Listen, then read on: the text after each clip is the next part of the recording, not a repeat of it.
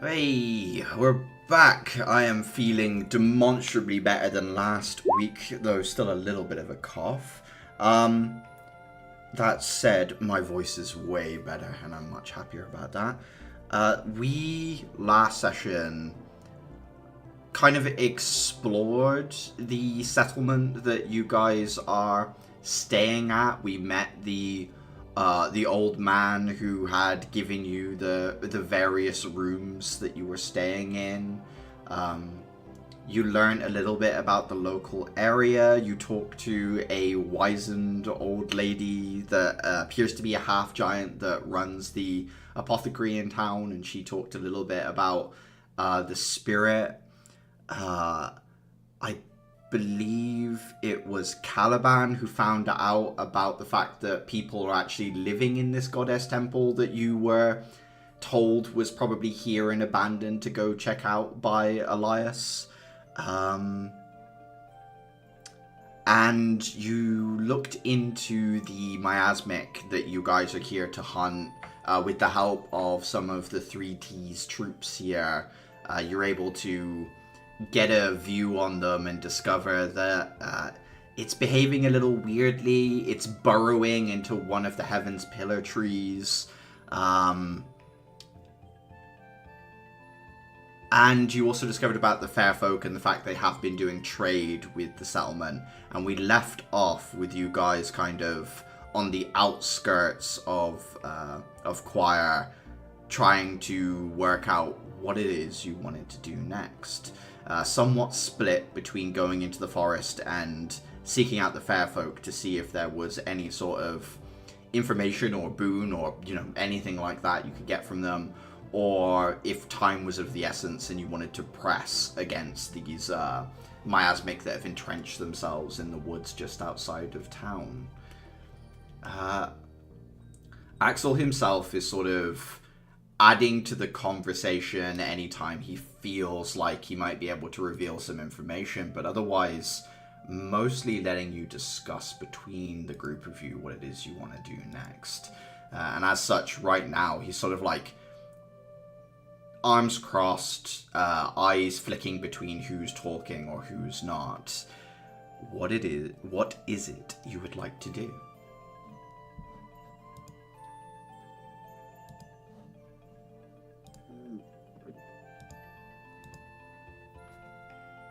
Gang, we have very little of an idea. I mean, the adult is doing something in the woods, but not sure what we can derive from that. The fair folk might be of help, but we haven't seen them do anything too great, or I haven't heard anything about them doing anything too crazy. Maybe they're helpful, maybe they don't want to help, maybe even if they want to help, it's not going to be anything crazy, who knows. Nothing to hide on my end. Maybe they do. But I believe. Yeah.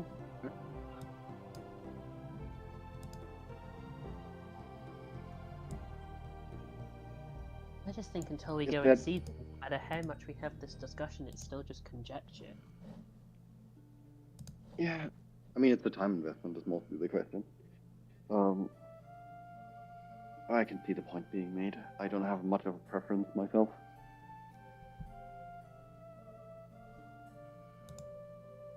Alright, it sounds like Case? 2 voices for and 1 who's leaning that way, which is 3 of 5.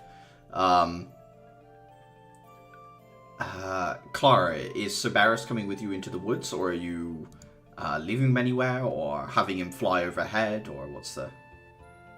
And I would rather not leave Cerberus in the woods, if No. at all possible. Yeah, in which case he's coming with. You guys got a rough location, I believe, from the apothecarist. So you could certainly head out into the woods. I don't know if you want to give like a super wide berth to where the miasmic are, or whether you just want to go, as the crow flies straight towards what you think is the destination you're heading for. I guess the question is how sort of sneaky do you want to be about it, or... I think if we sneak, we won't have to fear much the miasmic for playing the defensive game. Granted.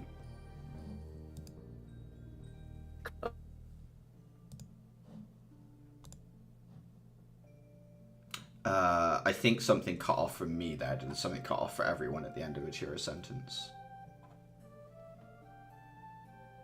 Oh no. It's me? I'm the problem?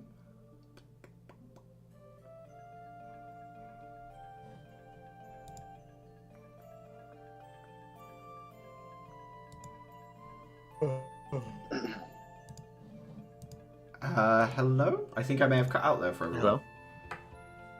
We can hear you. Hello. Okay. Sorry, I think I missed the end of the last thing you said, Ichiro. If we cut through the woods close, keep your eyes on the trees.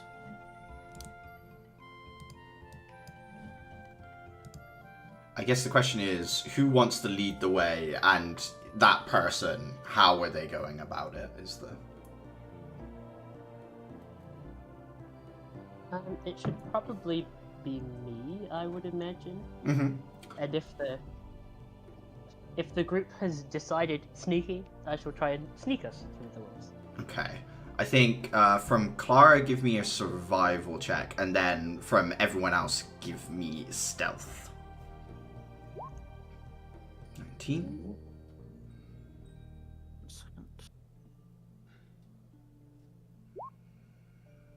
Question.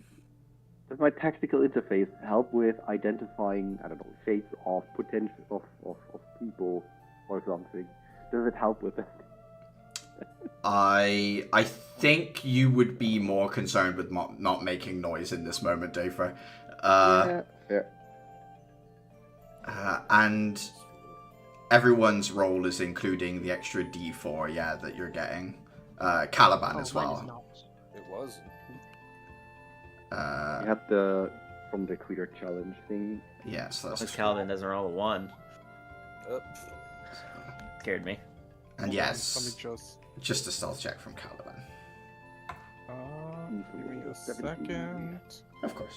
Why is roll 20 taking so long? It is roll 20. There we go. Punish for your sins. No, not again.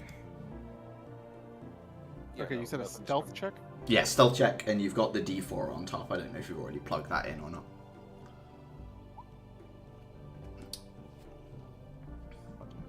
Four. So I think our lowest there is a 10.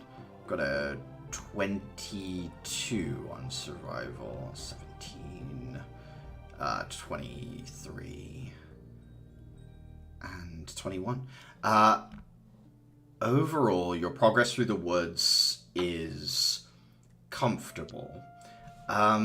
You are by no means a group that is well attuned to travel through this sort of environment, but Clara being at the head of the group helps a lot. As you sort of said before, Clara, the environment you were in before when you were going through the previous woodland area really wasn't like home. But having ventured into this set of trees, this is far more alike home than it is different to you, Clara. The trees here, some of them are much older growth. You're used to the way that, like, the oldest of the trees, the roots can come up and block off certain passageways. But from a distance, you can sort of tell that even by the thickness of the tree or how high up the foliage sort of starts on the tree, and you're able to wind your way around that. Knowing as well that you're being stealthy, you're able to put a lot of that between you and where you believe the miasmic to be. No, this is the northern woods. Sorry. No, you are right. It is west. I've just had to reorientate myself compared to how I drew the town map and what the world map is. Yes, this is west. My apologies.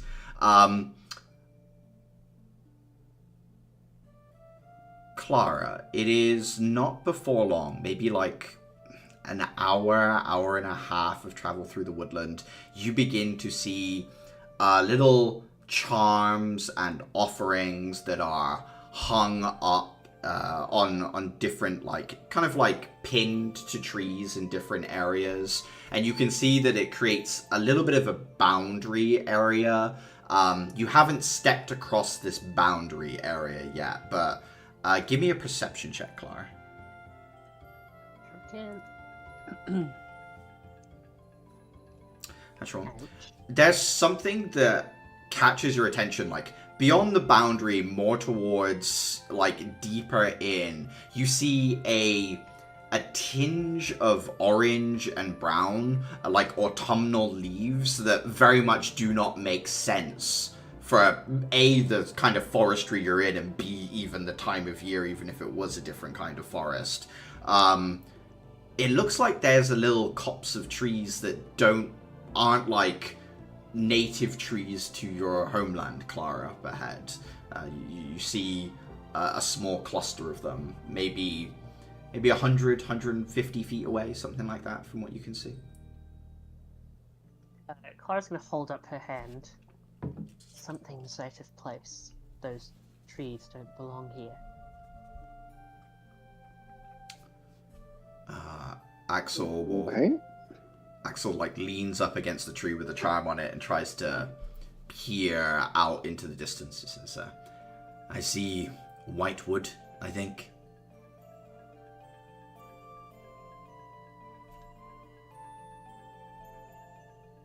Does that mean anything to me? Give me a nature check. Does it mean anything today, for? Definitely doesn't mean anything today, for trees are new to you. I had trees in my area, just not maybe those, but who knows? On a 16, there are a few trees that come to mind. Considering how spindly the one in the distance is, the first thing you think of is could be a birch tree, but there are a few other trees there as well. It's just something that he, you know, like it's bright white compared to everything else, so it sort of stood out to Axel as the one thing he could see to sort of bring out Clara. Wasn't there like a pure white tree in the Lord of the Rings series? Yes. And there's more than one, but yes. Is that like a real life species, or is that... A birch tree is genuinely white in real life. Generally a white Okay. tree. I thought it was like striped. It kind of, it's not pure white, I'll be fair. Okay. Sorry. So, could you repeat that about the whitewood? I wanted to write it down, then the interaction made me my goldfish memory entirely forget. It seems to be a birch tree to Clara. That's pretty much it. It's just Axel was just like, that's the only thing he could see. It's white. It's like, that's his offering.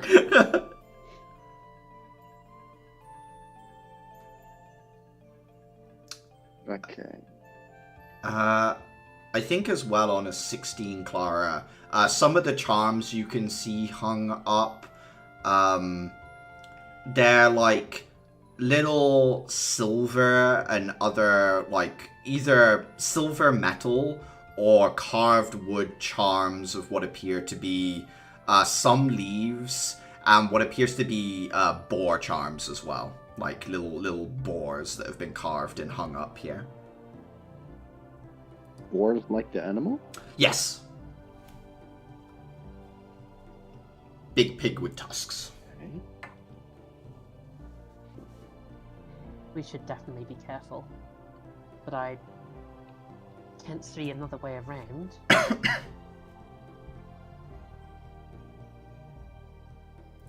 Does anyone... going- Oh, go on. Okay, so I'm gonna give the lamp a little tap. Like, do you feel anything off? Terminus's head pops out, looks at you and says, off, no. It's not like the other time when we were in that other wood where I could feel the, well, I couldn't really come out of my lantern at all or say anything. This feels more like I'm in front of a door that says, you know, like, only people named John allowed, but it's sort of written in crayon. That makes sense? Excellent insight, my friend. Okay.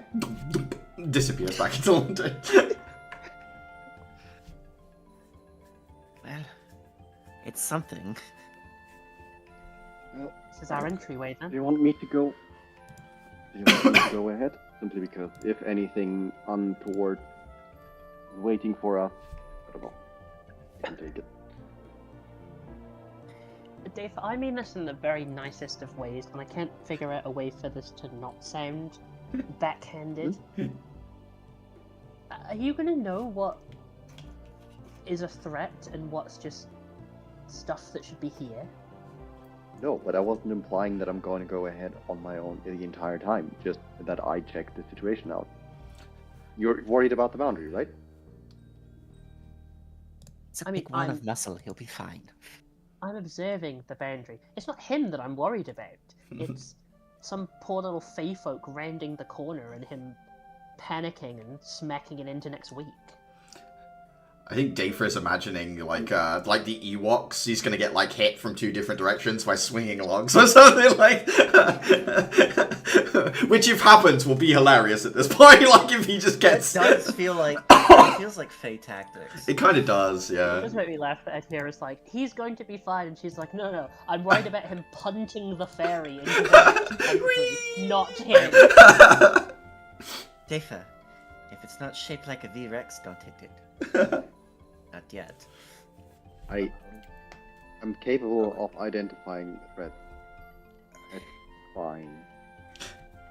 Let him go. Fine, okay, it's on everyone else's head. I I'll- just want it to be known that I have registered my concern after you were all panicked about trees. Dafer, If we're all fly that. stepping across the threshold, the threshold, I should say. You step through. It's got like the sensation of like a shiver down your spine, you know, like hair on the back of your neck sort of stands up, slight goosebumps. Not like you're being watched, but more like a change in temperature. It's like a chill that runs through you. But otherwise, you are completely unharmed as you cross through to the other side. You would notice that your companions moving around and quietly talking seems muffled from where you are. Not to the degree that you can't tell what they're saying, but it's just like a degree quieter, as if they're on the other side of a curtain. Okay. Looking around, just generally, like I'm standing out in the open. I don't want to look particularly threatening, so I'm just standing there looking around. Is there any movement I can identify? Anything that stands out to me just beyond the threshold, or does it look like we would need to go further? Give me a perception check. Okay. Perception. On a 10, as you're looking around, you're sort of looking nearby you, which is why something off in the distance moves. Near the white tree, you see another flash of white move, and it sort of like disappears amongst the roots of whatever that tree is in the distance. By the time you're looking at it, it's well gone. It's just the motion that catches your eye. A little blur of white that moves towards the tree and disappears.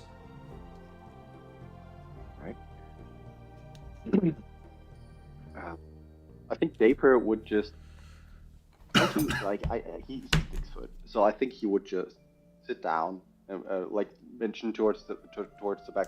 Seems fine. There's some movement by the Whitewoods, but maybe that's just one of them. And then like do a rough wave in the direction of the Whitewood. Like if nothing happens for too long, then I think we try to consider speaking up. Yeah, you guys all see, Dave first step over the threshold. He doesn't turn a different color or grow parrot feathers or anything strange like that, at least. Well, that looks alright. Real quick. Well, my last words earlier, they were directed at the group behind me. Did they hear them? Yes, yeah. They can hear you. It's the same muffled feeling to them. It's like you're on the other side of a sheet of fabric, but it's nothing more than that, really, in terms of the change. Before we get too deep, do we have anything to leave them, the Fae, as a gift or whatever? As I kind of like gesture around at all the decorated trees. I mean, Dave would have a portion of spices with him at all times, but I don't think he took some of the fresh produce with him. I have the magic missiles one skill that I could also offer, which could be interesting. Axel has like a little like parcel of some of the cheese from that morning that he took just to snack on, basically. So he's got that if all else fails. He holds it up. Okay. I don't have anything on me, and I'm not about to offer. Granted, she doesn't have it, but I'm also not going to offer them a landmine. Hung upon a tree with the most delicate of care. It does not sound like a good gift either, I would say. I don't know. I think the Fae would love it. Are you all moving closer to the center together, or are you like staying near the boundary in case someone announces themselves? What do you want to do? If they forgot over, I think we can probably all move together. Mm-hmm. You step over as well, Adhere. Okay. Adhere goes through the Fae equivalent of SWAT team kicks. Here, Clara, you guys know more about Fae etiquette than I do. Is it just right to I don't know, slowly approach and announce your presence, or do they already know? I mean, I've seen some movement, but I don't know what that means particularly. They're probably sizing you up. There. There. At least a large. As you move forward, slowly sort of approaching the central area, you see that this very pretty old looking birch tree has a couple of animals sort of distributed amongst it. There is an owl that sits up on one of the branches, awake at a very strange time of day.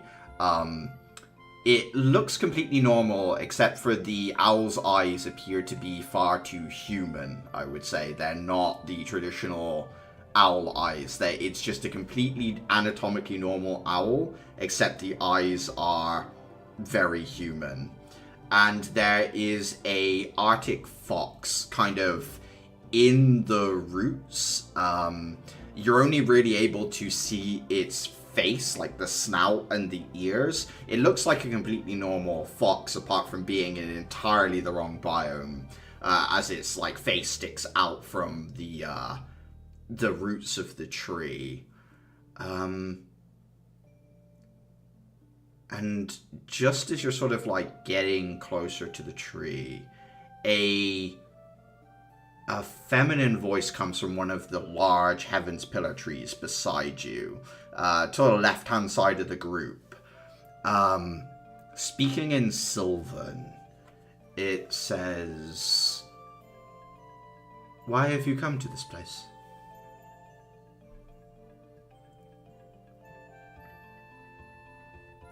Clara's just gonna turn to the others.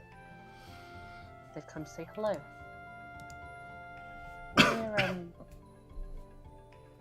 We're investigating some disturbances to the forest. We wondered if there was any information you had or anything you might need help with in regards to that. Stepping out of that tree is a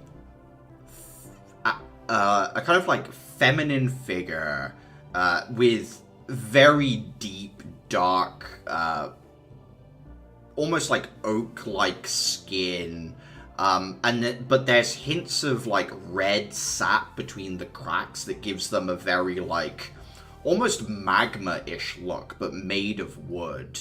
There is a moss beard that hangs down from their chin, and otherwise like different sections of their body is covered in moss, and the what kind of is analogous to hair is more like the roots of a vegetable. It's kind of messy and it's filled with dirt and it cascades over her shoulders.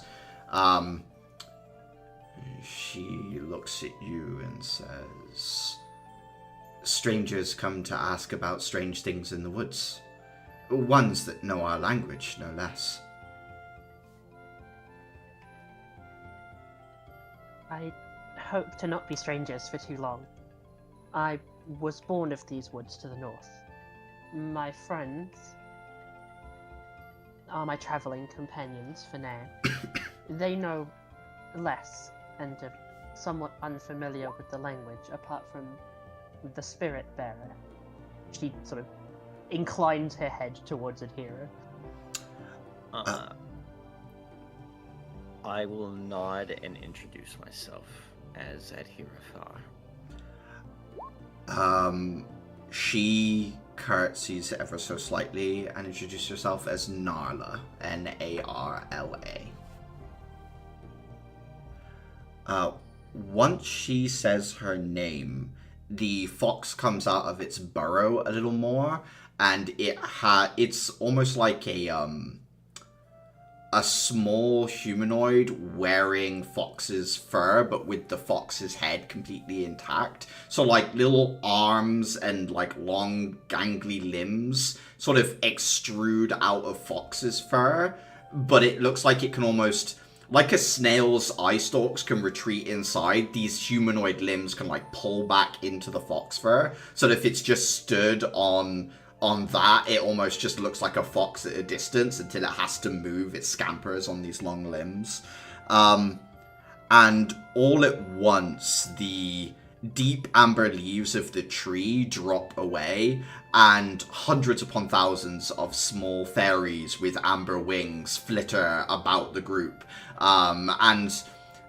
You see them almost like stick insect humanoids, but with these deep red and amber wings that very curiously sort of like flutter about your person, landing on different objects, inspecting them, and then like as a group flying away. They've got this almost starling mermation to them where they seem to communicate without communicating where they're going to be and where they're going next, as they as a large group inspect you all and then flutter up back into different trees and recamouflage themselves as autumn leaves waiting to fall.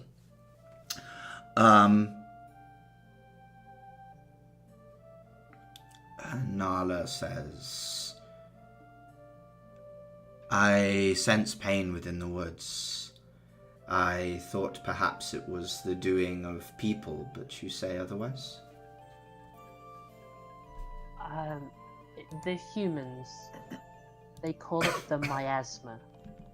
It's like a disease, an infection, given form, I suppose, like a twisted, wounded animal. It lashes out at things around it. We've come to clear it, to help the humans who live here. If it would also help you, we would be grateful for your assistance, or any information you can provide. Give me a persuasion check, Clara.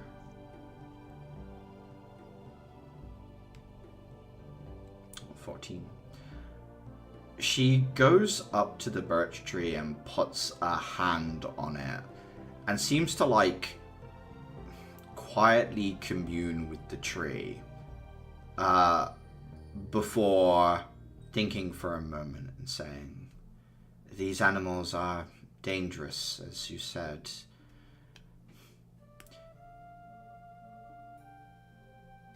Will this disease, it will spread, won't it? If it is not fought back, yes, until it takes over the whole forest and beyond.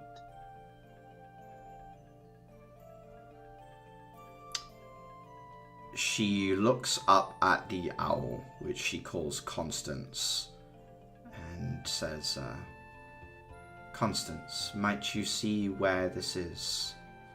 I would know what part of our forest is to be harmed. And Constance, the owl, sort of like dangles like a bat from the tree, rotates around. Its head twists to look at the group of you, and its throat moves like like one of the mimicking birds in order to speak. The beak opens, and in Sylvan it says, "I risk my life to get you information. What do I get in return?"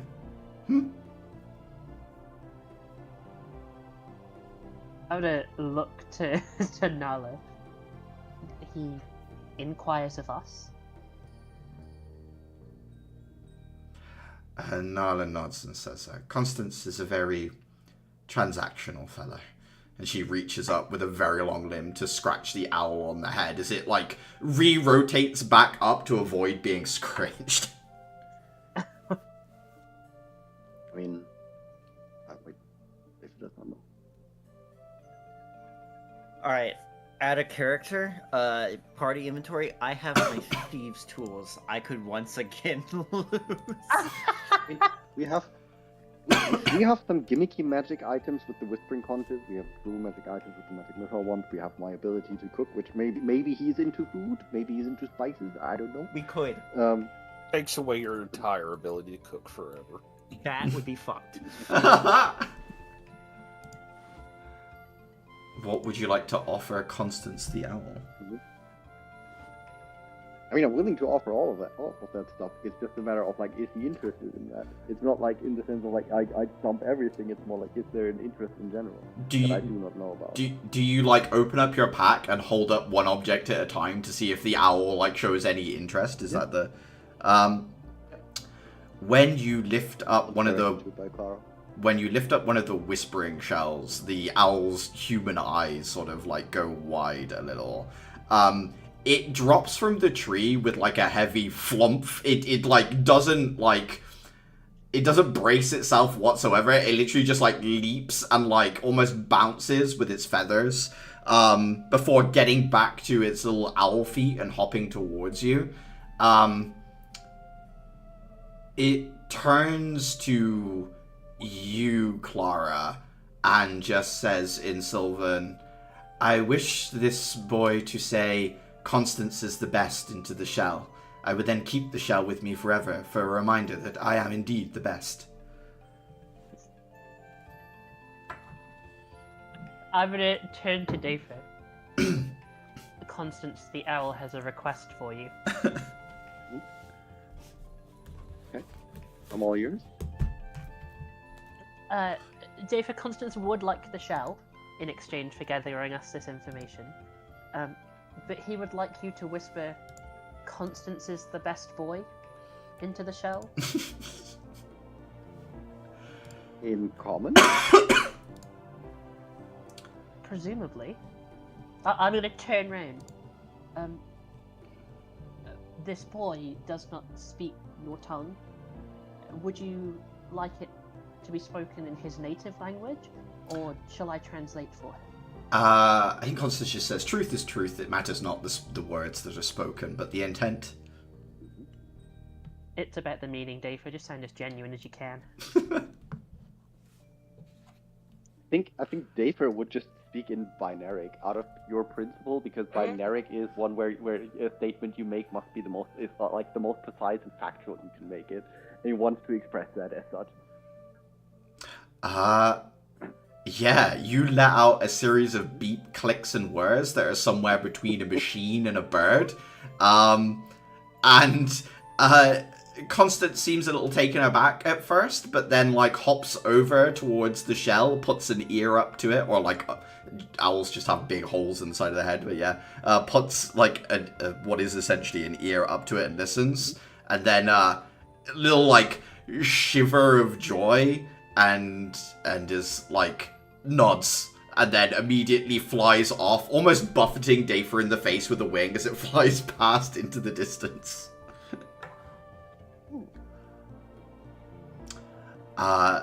While he is flying, I'm going to do my best to quickly catch up the non-Sylvan speakers as to what's been going on. Nala would take the shell as well in this time, and kind of like fuse with the birch tree, travel up and along it, and then put the shell up in a nestled place in the tree.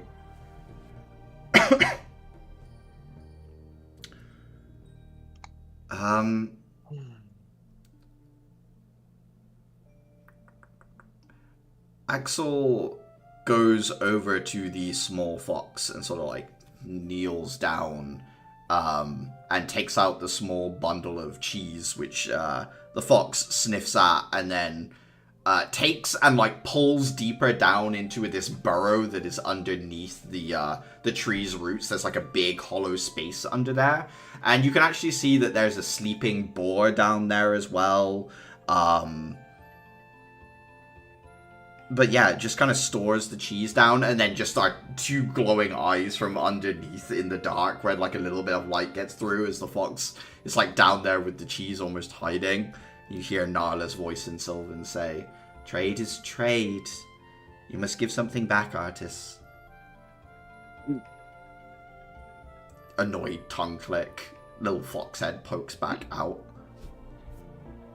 The fox looks at you, Clara, and says, "I can give charms. They have different meaning, but all are good. Charms? You like charms?" Did you make the charms that are on the trees? Yes, I can carve charms. People bring materials and I make. Which ones do you have? I can tell you which one Axel might like. It opens up its fox fur and a series of charms are like dangling down inside, almost like someone selling you shady watches.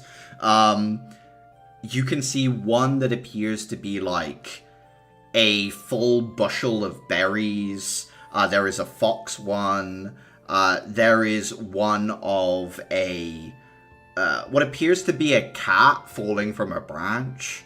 And then there is one of like a carved charm of the boar that is resting right now.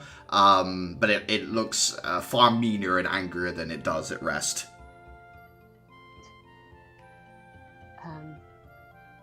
The feline one, if you please.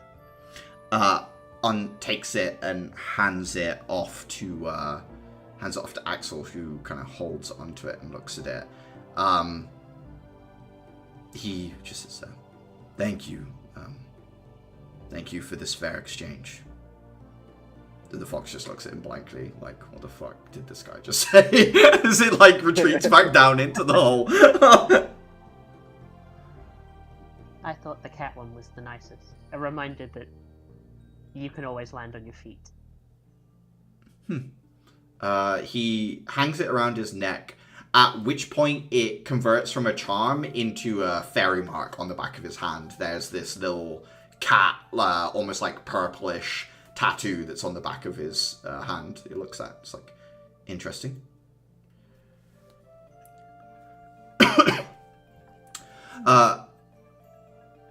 It will be a little bit before Constance returns. Does any of you want to try and make trades or otherwise talk to any of these fey creatures? I will walk around and try and insight them, and I'm also going to get like a little survey on my own friend. Is he laying low on purpose? Yeah, give me an insight check. Okie dokie.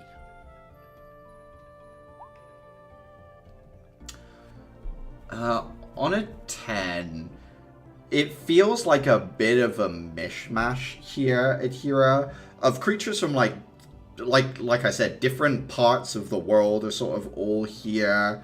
It feels, I don't know, it gives you a very like hodgepodge feeling. Like all of this is very come together under strange circumstances. On a 10 for Terminus, the creatures here are all like descendants of spirits that might be powerful, or smaller terms that are housed within lesser hosts. Terminus is pretty big fry compared to the circle you're in right now at Hera. On a 10, you get the feeling that Terminus is like, why bother? Like, And Hera finds that a bit unfair. yeah. He's in his Caliban arc. Yeah, he's like, I'm not associating with my baby cousins during the Thanksgiving meal.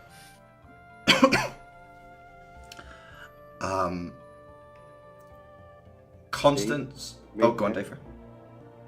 Deco at one point would speak to Clara. Could you ask them if there's anything they'd be willing to trade for some of their spice powder that Ethel has been talking about? I'd be pretty interested in that. Clara will turn back to Noah. My friend has heard of your spices. He's what we would call a chef. He provides us food and nutrition. He was wondering if there's anything that people would trade. I understand. This Dafer is your gardener. She puts a hand into the birch tree, and a series of different things begin to, almost like on spiders' threads, dangle down from tree branches, wrapped packages, and the roots of the tree shimmy, and stored bottles of aged wine and other things start to shimmy up through the dirt. And Clara, you realize this clearing is sort of like, almost like a larder of a sorts, where they're storing offered foods here and almost like fermenting them or keeping them for whatever reason. She says, there are many things we could offer. Some of the foods here have turned into the seasoning, as you stated, but there are other things we could trade here, such as bottles of wine that we have nurtured and kept for some time. What would you consider a fair trade for these things, so I can advise them? Other produce from other parts of the world, things of fine craft, anything that is made with great skill and care. Clara's gonna turn to David. Well, I have good news. They'd like other types of food or anything that's made by a skilled craftsman. So basically anything you've ever put your hands on seems like fair game.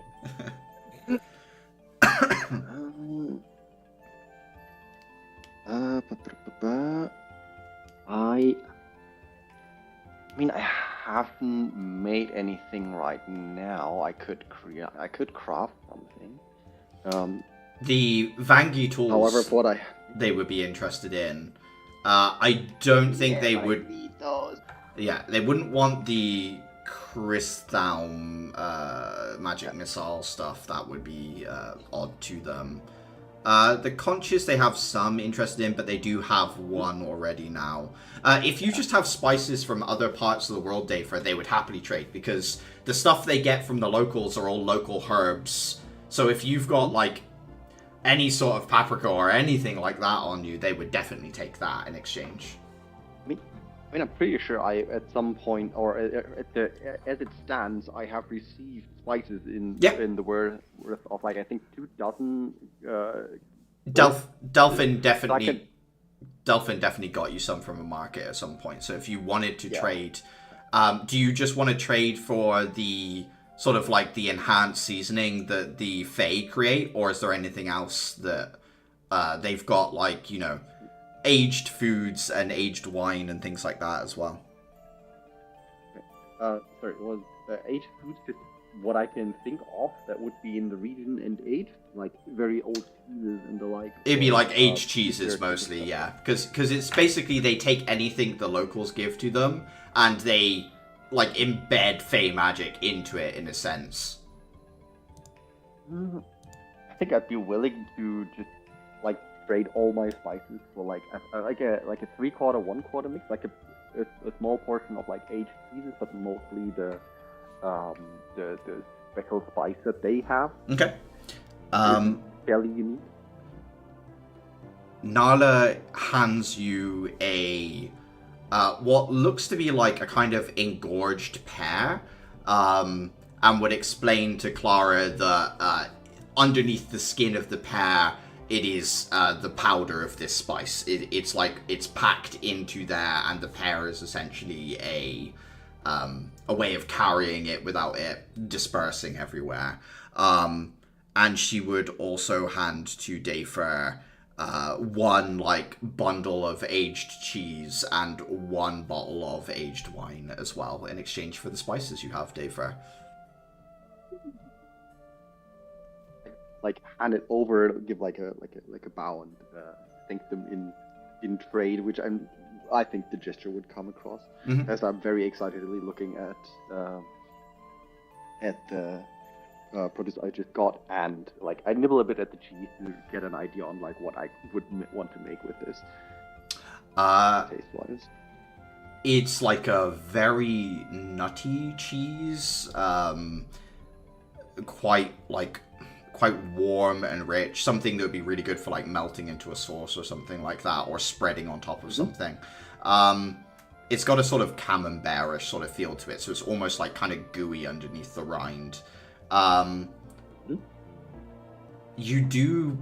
There's like, having nibbled into it, there is a feeling of enchantment that is similar to the alchemical foods that you've been working on, Dayfer. Having not eaten very much of it, you can't tell what it is, but you can tell, it's not going to kill anyone, which leads you to believe that the bottle of wine is probably quite similar. Whatever the liquid in there is, it probably has additional properties as well as just being very nice.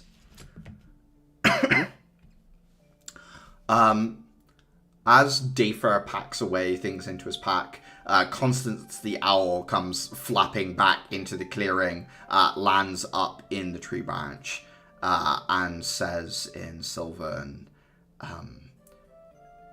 some mutated bird is burrowing into one of the sage trees.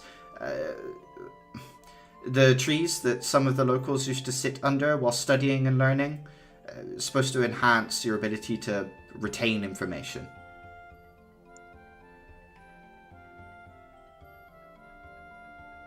Do you know why something would want to burrow in there? It thinks for a moment, and then instead of Constance speaking, Nala says, at the core of many of these trees are their enchantments. It could be that it is seeking to somehow destroy or otherwise tamper with the enchantment, but I don't see why it would have any need to do so. Or perhaps it is simply a mindless creature lashing out, and once it is done with that one, it will lash out with another. I do not know much of these creatures. They're not mindless. At least from what we can tell, these ones are certainly not. I believe that they have the capability to take over things. They adapt to what they're nearby. So if one was to get into the middle and absorb the enchantment, they could perhaps pass it on to themselves or others. We have so far been under the impression that we just need to remove the creatures. But perhaps our bigger problem might be how to protect the trees from them. Nala thinks for a moment, says, I have some ability to repair the tree. I can regrow the damaged section of bark, not completely as it was, but I can assist in that way. I am by no means someone who is born for conflict, however. I believe that's what we're here for anyway. We have, as you may have noticed, other interests. 2 of us deal with spirits and creatures. There are some of us who are interested in cooking or subterfuge or have interpersonal connections we wish to resolve. But we are here primarily as a fighting force. If getting you to the tree would be able to help, then we will escort you there.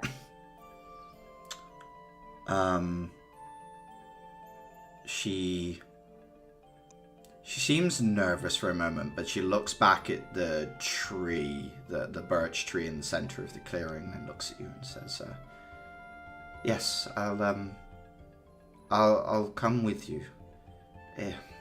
If you can get me to the tree, I can do my best to cut them off from whatever it is they're doing."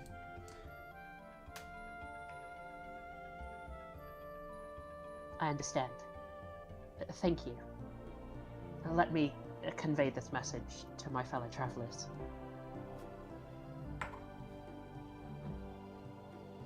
Well, good news. We may have found a slightly more permanent solution to the problem than just wipe out the miasmic. Bad news. This just became an escort mission. Is that Work. wise while the miasmic are still active in the area? As far as I can tell from the information that the owl brought back and what this fey creature seems to be telling me, the trees around here are enchanted. The same way that I'm used to them at Heaven's Pillars, it's just a different enchantment. We use it to strengthen weapons. Some of the trees around here seem to be giving, let's say, supernatural powers of things like wisdom and insight. It might be what's making the miasmic intelligent.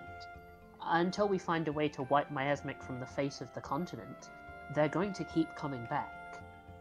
The only more permanent solution is to cut them off from the thing that's made them a bigger problem, which she believes she can do if she can get to the trees. If we're going Wait, to kill the miasmic anyway, I don't see how this makes much of a difference. We are her protective force.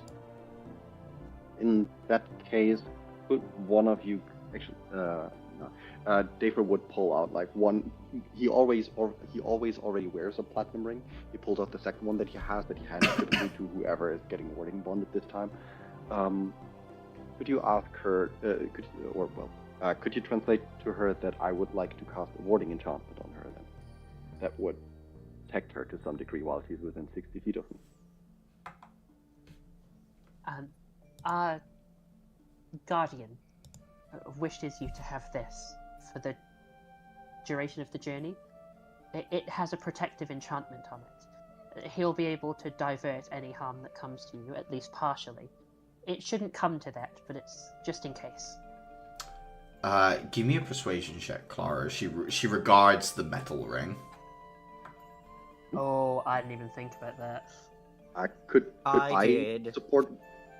Yeah, you Could I can. support this? You can assist by, I guess, Dafer. The expression on your face is earnest, but yeah, Clara with advantage persuasion check. It's 1d4. She reaches out for it and she holds it. Clara, you can see there's like a slight discomfort with it as she slides it over her finger.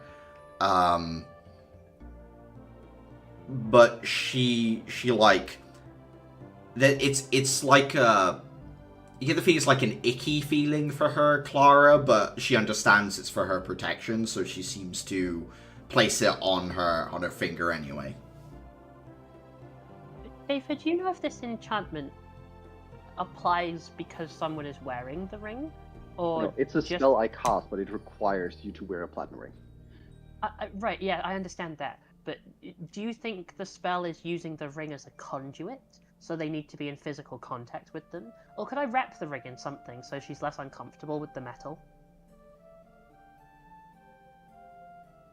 You want to give me an Arcana check, Dafer? Let me see if I can. I mean, typically I it works via the direct skin contact that I transfer into your shell. But let me, if I can spin this a little bit, and yeah, I'll try to see if I can like adjust that on the fly a little bit. Can I assist with any Arcana check so I can feel like I'm helping him? Yeah, Uther, Should absolutely. should I re-roll this for the advantage? No, it's fine. Uther is speaking before you hit the button anyway, so I'm happy for the advantage. 23. Dafer, to you, there's no good way of doing it. But Uther, something in your head is like skin contact. That there's no skin, so that's clearly not it. And like having thought about it for a moment, you realize that yeah, it should work if there is something like, as long as it is encompassing the finger. If you put some fabric or something underneath it, it should work fine. Uther is kind of what you come to. Yeah. I'll relay that. Just should work even if there's something in between, but like, yeah. Clara is gonna take out the little dagger she carries and she's gonna cut the front pocket off her shirt and wrap it underneath the ring. Yeah, she seems visibly far more comfortable with the fabric between her finger and the ring, and she says, "Okay, I am. The enchantment is in place as far as I'm aware." It should be, and now it should be a little more comfortable. Thank you. You're welcome. Worked It's metal, hardly so anything. yes, thank you. Right. Are there any preparations you need?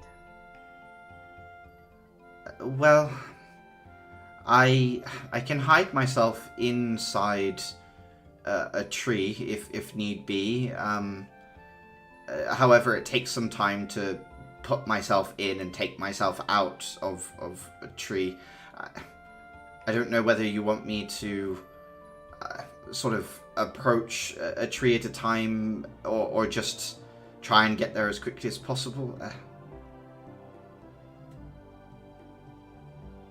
I'm going to relay that to the rest of the team. This seems like a strategy that we should come up with together. If she can be nearby, we can go out the younger one. Then we can launch our assault on the larger one if our gambit works. And if she just stays around the threes, the big one should be too. She struggles looking for the word before saying unbothered with us. I mean, I'll need to stick to somewhat close to the tree, so I'll also try to delay whatever and hold up whatever could possibly even try to approach it.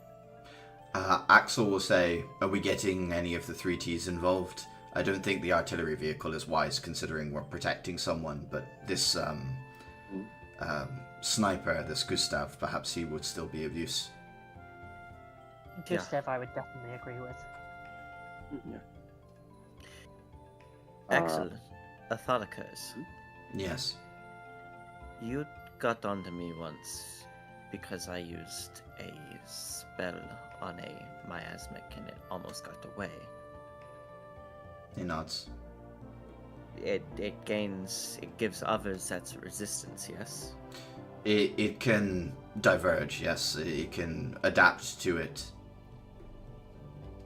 If this VRX consumes the entire tree, could it diverge or bring more intelligence to the swarm? It is more than possible.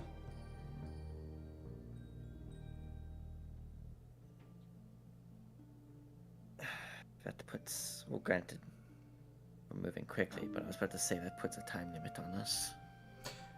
Priority is We're to... out of time limit anyway. Yeah. Priority is if we engage this thing, we finish it. That's it. It needs to go down. It taking damage is only going to encourage any sort of mutation like that. Or could you ask real quick if they know of other sage trees having gone missing in the sense beforehand? Because that would put an explainer on how they got this smart in the first place. Just to answer your question directly, because I'm sure Clara would relay it. It is not aware of any of the other sage trees going missing. I think Axel would note that, like, we use miasmic shells to contain energy. That's what gives us our strength. There's no way of knowing how miasmic shells react to the enchantments in these trees. It could be that simply being near it was doing something, but getting closer to the middle is doing something more, if that makes sense. Yeah, makes sense. Let the DM know I'll scream in real life if the thing starts talking. I'm terrified. Well, now it's going to talk. You shouldn't have said anything.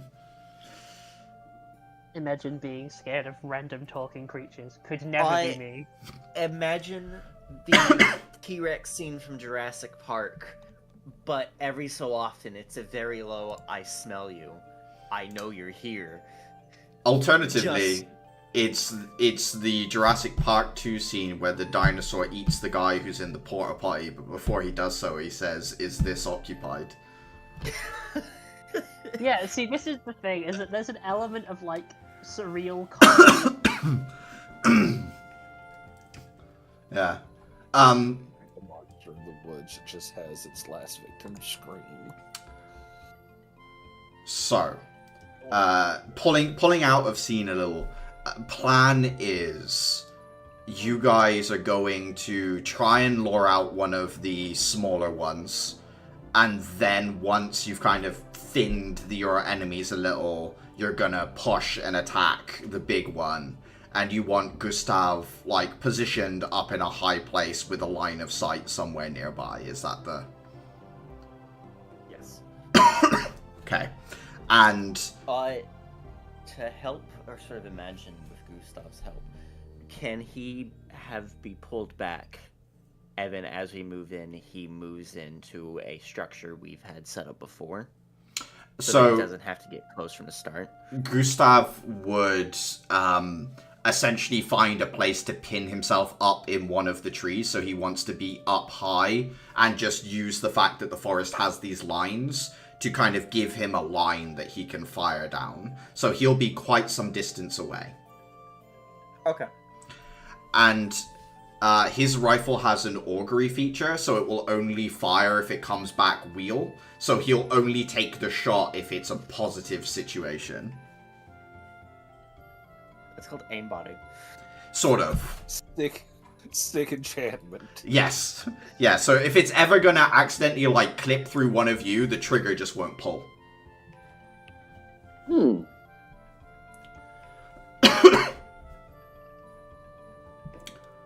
I mean, for the first encounter, Premium hacks. for none of this, we need to have Nala nearby, right?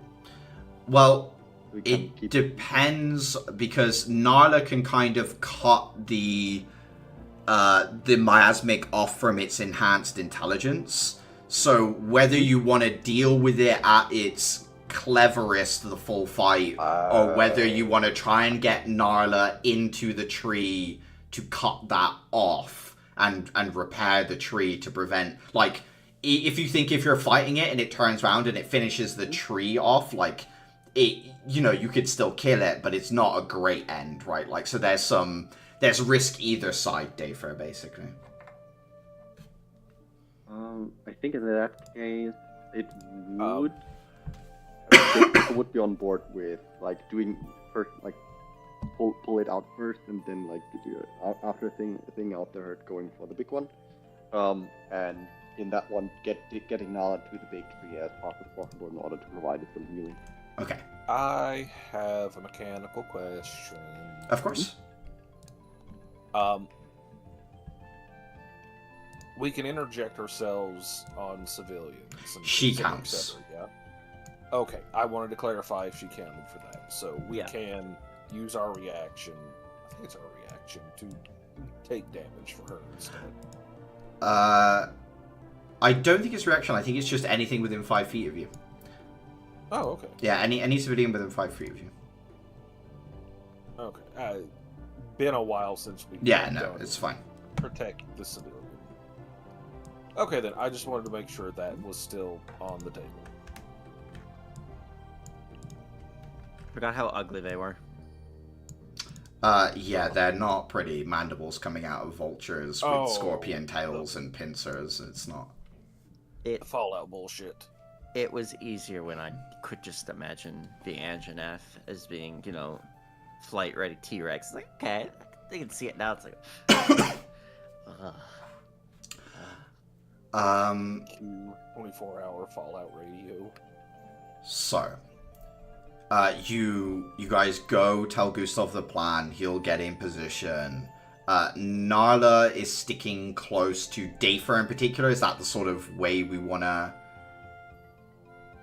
play that, or would you like her to stick close to anyone else, but within 30 feet of Dafer? What's the?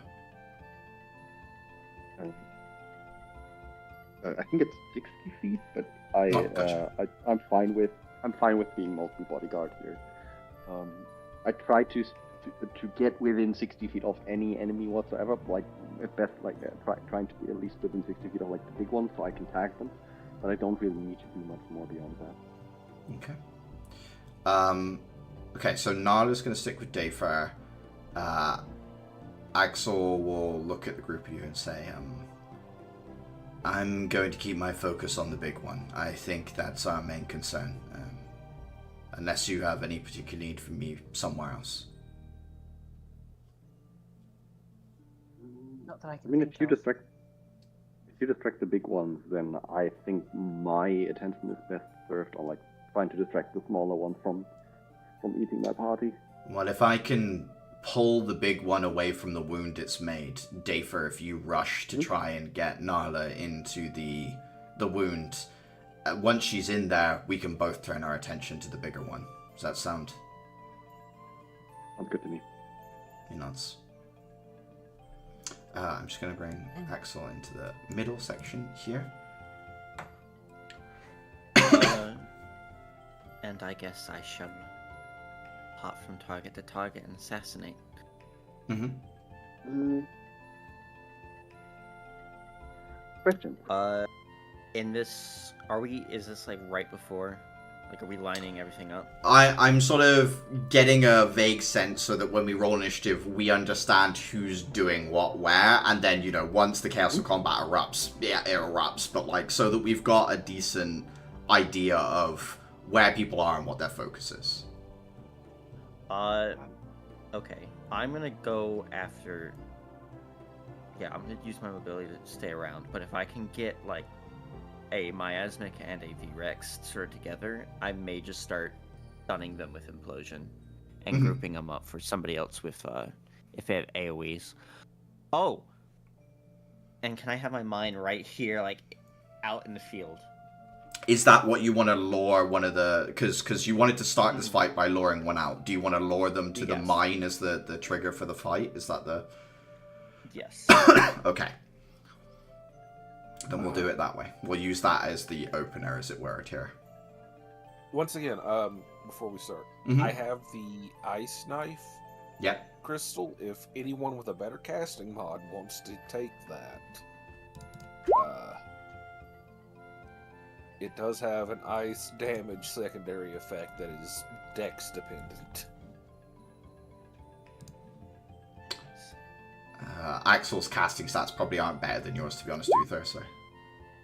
Yeah. I have a +3, but actually I could make sense for me. But nah, I can't. I don't have an attunement slot. Yeah, that's my problem as well. I'm literally only carrying a single crystal at this point. I mean, my crystals are 8 and warding bond. I can't drop either. I have a 3 attunement slot because I've already used Summon Undead, and I don't get that back. Unless that spirit fight was immaterial.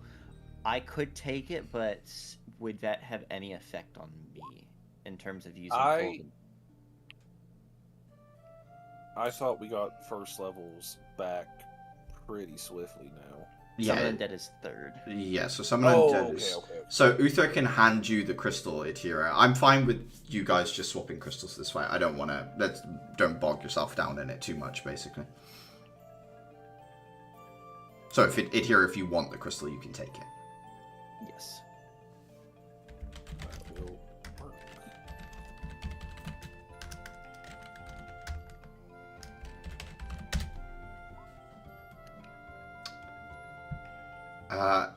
Are you guys... It's like... Because I think Dafer and Axel are making a run for the main tree. For those of you who are not doing that, are you all piling on top of the one you're pulling away, or do you want to spread out a little bit more than that? Or, like, are you all just going to jump on it and try and make sure it's down if it does? I'm probably just going to assist in killing as fast as possible. Okay, so Uther, if you want to put yourself over on the right-hand side, sort of over here for me. That means the think right I hand will- side is. Come out with these guys. Mhm. Because I have spider climb on a staff and we're surrounded by trees. Yes. I think I'm going to try to approach that tree from the right hand side because I don't want to be near the big one. Yeah. Put Narla in danger. I'm mostly just positioning you guys so that I understand where you're going, not exactly, like, it's all abstract to a degree, I'm just... but Adhira and Uther are waiting for this ambush. Caliban, do you want to go with the other two, or do you want to be on your own on the flank to try and draw more flak from the other side? Like, what does Caliban want to do? That's a good question. Like, if If you want to go flank things, I can send Cerberus with you so there's two of you. Because he doesn't need to be with me. it's more a matter of if we're going to be getting into a scuffle, pretty much like the tankiest character in the party, so If you're on your flank on your own, you're technically flanking once, you're like tanking for that whole side, basically, because otherwise they'd run off towards the mid-group Caliban, so it would That is still true. be, you'd be fulfilling your role still, I would say. okay, yeah, that's fair enough. Sure, we can send Cerberus. Are we sure that Cerberus will be able to stick by my commands if I need him to do anything? I say that Caliban has to roll an animal handling, considering that he has been trying to win Cerberus's favor I mean, very adamantly. Clara's remotely mentally linked to Cerberus. Like, Clara can issue commands Yeah, like, with you a don't thought. Like, need to Caliban, you'd be saying shit, and Clara would just be like, yeah, ignore him. Like, just... yeah, Caliban maybe doesn't know that, so we'll see how it goes during the fight, but, I'm scratching Cerberus right now, anyway. yeah, no, the polar bear head always leans in for scratches, I think, he was established. You don't have to worry about, like, protecting him, really. Cerberus doesn't, like, die, he just runs away.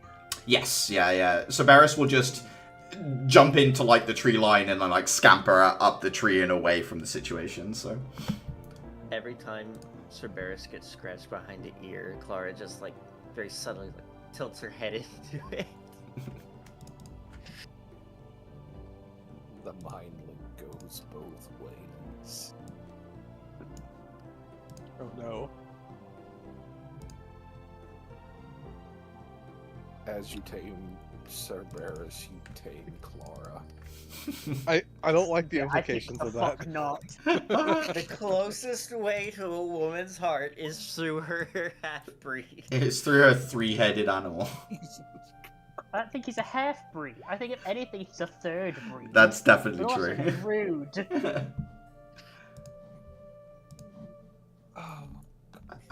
Is that... Oh, I've still got spirit stuff on my initiative order. Thank you, Roll20. Oh no. Can I... So, Clara, you rolled a 14, so this 18 isn't real. Atiri, you rolled a 16, so this 14 isn't real. Why were they on the initiative? You rolled... because the last Roll20 initiative... sometimes. Roll20... Holy shit. Yeah, Roll20 sometimes, like, holds the last initiative order for random reasons. Oh, okay, like coming of age spirit. Yes. Yeah. It was still on the initiative order, so I had to... And your old initiative rolls were still there, so I'm just sort of... and I haven't rolled yet. Uther, so you clear haven't mine. rolled. Yeah, thank you. So that 20 is gone. Should That... I roll again because I'm no longer on that list? oh, did I accidentally delete the wrong one? What did you roll, Dafer? I had an 11. Yeah, sorry. Roll again for me and I'll just change it. Yeah. Pretty close to what you had before anyway, but I'll still change it. 24, is that? One change in the initiative could be the difference between life and death. You guys rolled really well, actually. And Cerberus is definitely that 3, yeah? That's not left over from something else. I just want to... Yeah, cool. Cerberus wasn't in the other fight. Yes, true. Thank you. Are the Rexes with their Ravagers just a combo, or do the Ravagers... So on each of the... At the end of each V-Rex's turn, there's not just one Ravager, right? I'm just using that as a placeholder. There's a lot of them. I'm just going to have them act kind of similar to you were having. Yes, sort of swarm rules, because they are a swarm. You should set them to large size then, or like huge. In that case, Dafer preparing Why to do you just hate us, mow through... I don't. I No, am just making it interesting. Okay. Look Dafer preparing to This body his way as through an Xenos would army of say, Ravagers. the thrill of the hunt. Alright. I just want you also to know that if you die to Ravagers, it is in fact Capri's fault, so you can, in fact, I don't know, That's some BS. mail him glitter in the post or something. That's fine. I'll open it thinking it's a Christmas gift. It is a Christmas gift to your carpet. Shot it. For the next 8 Christmases to come. Where did Roach get stripper glitter? Yo, pause. I think that's everyone. We're gonna kick us off. Oh, you're luring the V-Rex on the right-hand side, Adhira and Uther towards this mine. How do you want to do that? That's my question. I want to see it in the tree and be like, hey, Evan, hit it in the head with comms. Give me an acrobatics check. 15. I'm just gonna see if it gets one swipe off at you beforehand. That's my... I mean, my thing is throwable. Yeah, but this is fast and has spider climb in a set of trees, so I think it has a chance. Natural 20. It does. Natural 20.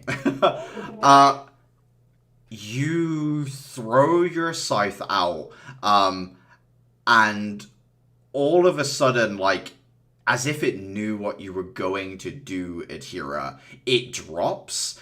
Its tail scrapes through the bark of one of these trees. It springs off of that tree and starts running up the tree towards you. By the time you sort of like backflip away, its scratch catches you up the back. You do take 11 points of damage. But as it follows you, it like confidently runs forward. And I think it takes a bunch of Ravagers over the mine as well. Can you remind me what it needs to roll? It definitely needs to make dexterity save. Let me scroll back up. Yeah. I think you listed it. 9 is a failure, and I will roll for the swarm as well. 8 is a much dumb failure stuff too. in the chat. 10-foot radius. Dex save is DC 15, and it's 4d10 piercing damage with halved on save. Please go ahead and roll me 4d10 as the mine detonates on a large group of the Ravagers and this V-Rex, the juvenile. Whew! I think that fully... Ball bearings just like shoot up and outwards in every direction.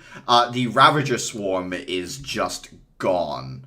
And 34 points of damage does bloody the juvenile V-Rex. And we'll get into combat proper. Do you want me to be like up here? So like... Yeah, that doesn't matter too much, I would say. So, like, you're maybe 30 foot back from where the mine detonated, where this V-Rex is, like, peppered with ball bearings and the internal miasma is bleeding out of it, and you can see it's limping as its leg is kind of messed up, Uther. What do you want to do?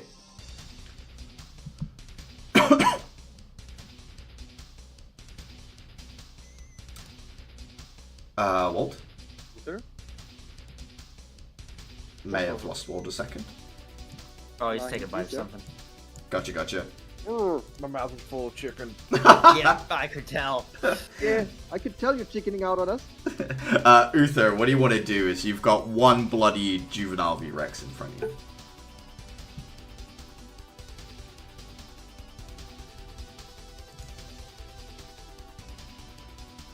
I am going to. In my head, you taking a second bite of chicken the moment I asked that. It's like, I just can't stop. There's a difference between a casual bite and a thinking bite. Yeah. I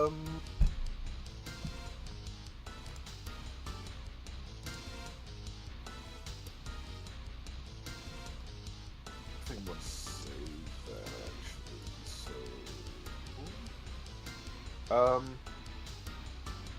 Oh, we're thank gonna you. create an echo. We're going to move up a little bit, and I think I'm just gonna.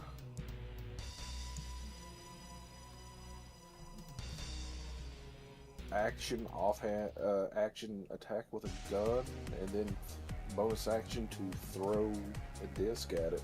Yeah, absolutely. First the shot, then the disc. Is free action.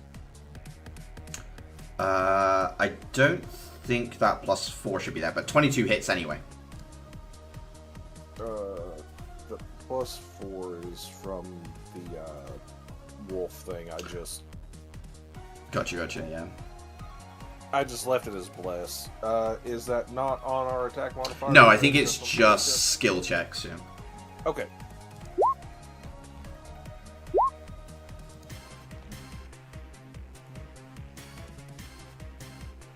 Uh, 10 damage goes through as the bullet rips into the shell. That is a good point. Is the Echo a bonus action to put out? Echo is like free. Oh, cool. In which case, never mind. The Echo is like, because I have went over this a couple of times. That's fine. The Echo does a lot for like very little. Where did I? And you have a bonus action. You can throw 2 discs now, if I remember correctly. Yeah, but I think it's supposed to be a separate target, so I don't know if I can actually do that. Oh, true. Yes, you're right. Yeah, there's no Ravagers left on your side, so. So yeah, I'll just shoot it then. And that'll be my turn. Caliban, you've got like 20 or so Ravagers, a juvenile V-Rex that have kind of had their attention pulled by an explosion. But they are aware of your presence, maybe like 40 or so feet away. What do you want to do? So you saying like these are all just the 2 tokens on the Yeah, so 20? yeah, so there's 20 of the Ravagers, but there's only 1 juvenile V-Rex. Hey, Hinder, that's Axel's turn order. Axels? Oh, have I got Caliban doubled up as well? This is probably No, I'm just at the. But it's not Caliban, it's Caliban. It's 6. Axel is 16. Yeah. Okay, in which case I've still got 1 left over. I must have missed. Let me get rid of that. That's why that's happened. If it's Axel's turn, sorry about that. We'll get around to you. Caliban is so rich he can afford 2 turns.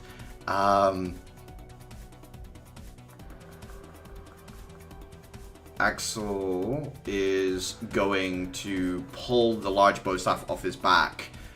He is going to twist it to put the little wire mode in it, one of the ends, and he's gonna latch it onto one of the trees and basically like Spider-Man himself up and position himself higher up in the trees over the top of this area to get a better look at everything. And that will be his turn. He's just going to get into position above so that he can jump down on top of any threat. Adhere. How far away is this V-Rex from me? About 30 feet or so. I am going to move up and bonus action is might as well activate the spirit first. So I'll run up, kind of weaving between its legs, and detonate underneath it with spirit first. Dex save or con? Yes, dex save. At this point, having just been detonated from beneath, it like hooks into the tree and pulls its body up away from the ground, as that seems to be a source of explosive damage as 2 ruptures occur in rapid succession, pulls itself away. The ground is. How far off the ground is it? That's purely my flavor for how it avoids your attack okay. and nothing to do with anything else. As if reaching up after it, be 2... actually, no, before 4 additional of those, like, spectral sort of chitinous claws come up as they manifest, and she makes 2 spirit strikes against it. Yeah. 25 hits. 11 points of damage, yeah? It includes the acid. Yes. 11 damage. Badly hurt it, kind of embedding your claw into the core of it, ripping out more of that miasmic center as it starts to flake away into metal. Still up, though, Atira. Second hit. Hits. Another hit like that would bring it down as you're scratching at the very core of it, but it is still fighting back. That will be my turn. Clara, with a ranged weapon, you have pretty good aim on most things here.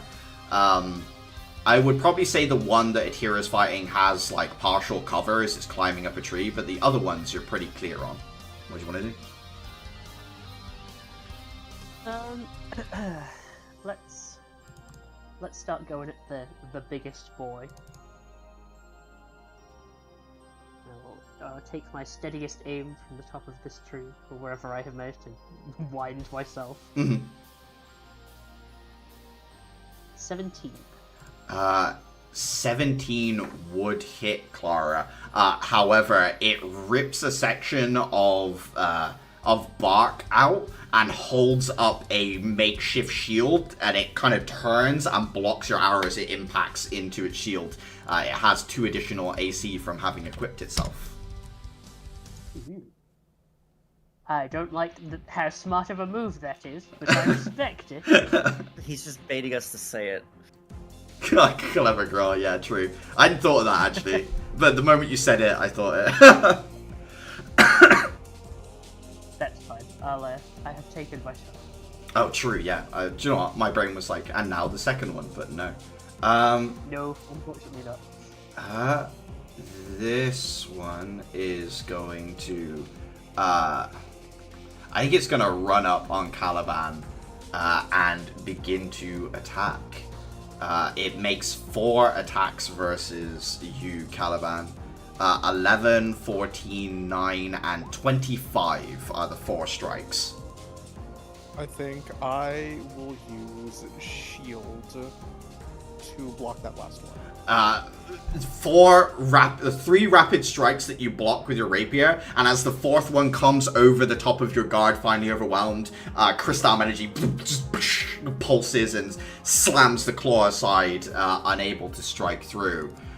It then has a bonus action attack as well, as it tries to get you with its stinger.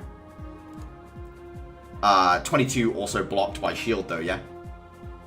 Yes. Yeah, as the stinger comes around you and almost seems to like try and get into your blind spot, the shield protects you from behind as it sparks up against it. How many trees are we surrounded by? There's kind of like a tree every 10 foot, basically, Caliban. Like, so there's tons of trees everywhere, Caliban. How thick are they? Could I like How much, like, if I shot one, how much of it would I? If rip you off shot out it, of the trunk? if you shot it, a bullet would probably bounce off, but your blade could push into it. Like, you could ricochet shots off of the tree, but it wouldn't like embed into the wood if you were to fire at it, really. Let's see. Another question: how strong is Cerberus's bite? In terms of Trying to fell a tree on the miasmic, I think. Yeah. I think I don't. It would take a while. This big guy's been trying to chew through one of these trees for a while, and it's not worked. So, I don't think so. Damn. Okay. also, if at all possible, I would like to avoid cutting down the trees while we enact plan save the trees. Look, you got sometimes you gotta Just as a note. sacrifice. You gotta sacrifice one tree so you can save millions. Sometimes you gotta I feel scramble like a we tree are when you're filling making an the amulet. forest for the trees. I have millions of these. At this point, it will command its Ravager Swarm forward, and the Ravagers will attack Caliban and Cerberus, one by each. Mrs. Caliban misses Cerberus as the swarm kind of gets up to them, but they're able to back off. Dafer.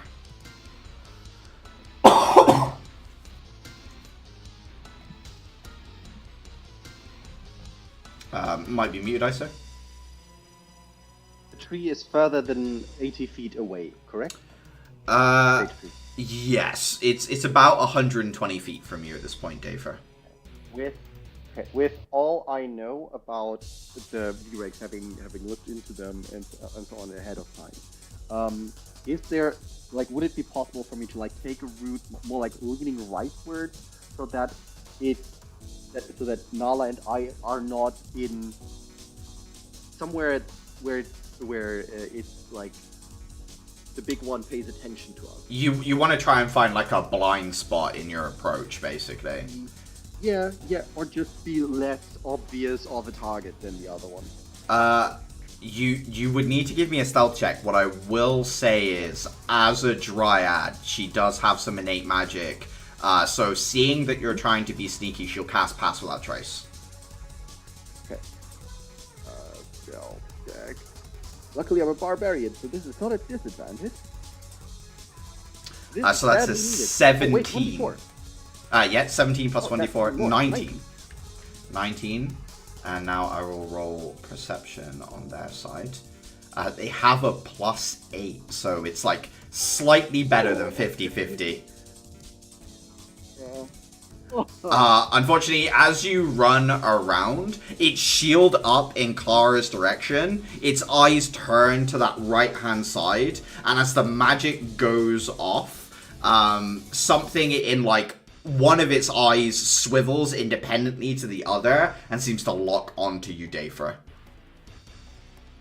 Okay. See, I assume I can see that it's locked onto it. Yeah, you So can I'll see that just- it still notices you. So I'll just forego all pretenses. I'll still like swivel around somewhat, not so that it has to pay more attention to Axel. Like I assume that I'm like somewhere in the mid mark here. Like with the extra swivel around, I feel like 20 feet to the side and like 60 feet forward. Yeah, just so put halfway yourself there, it's there fine. with the dash.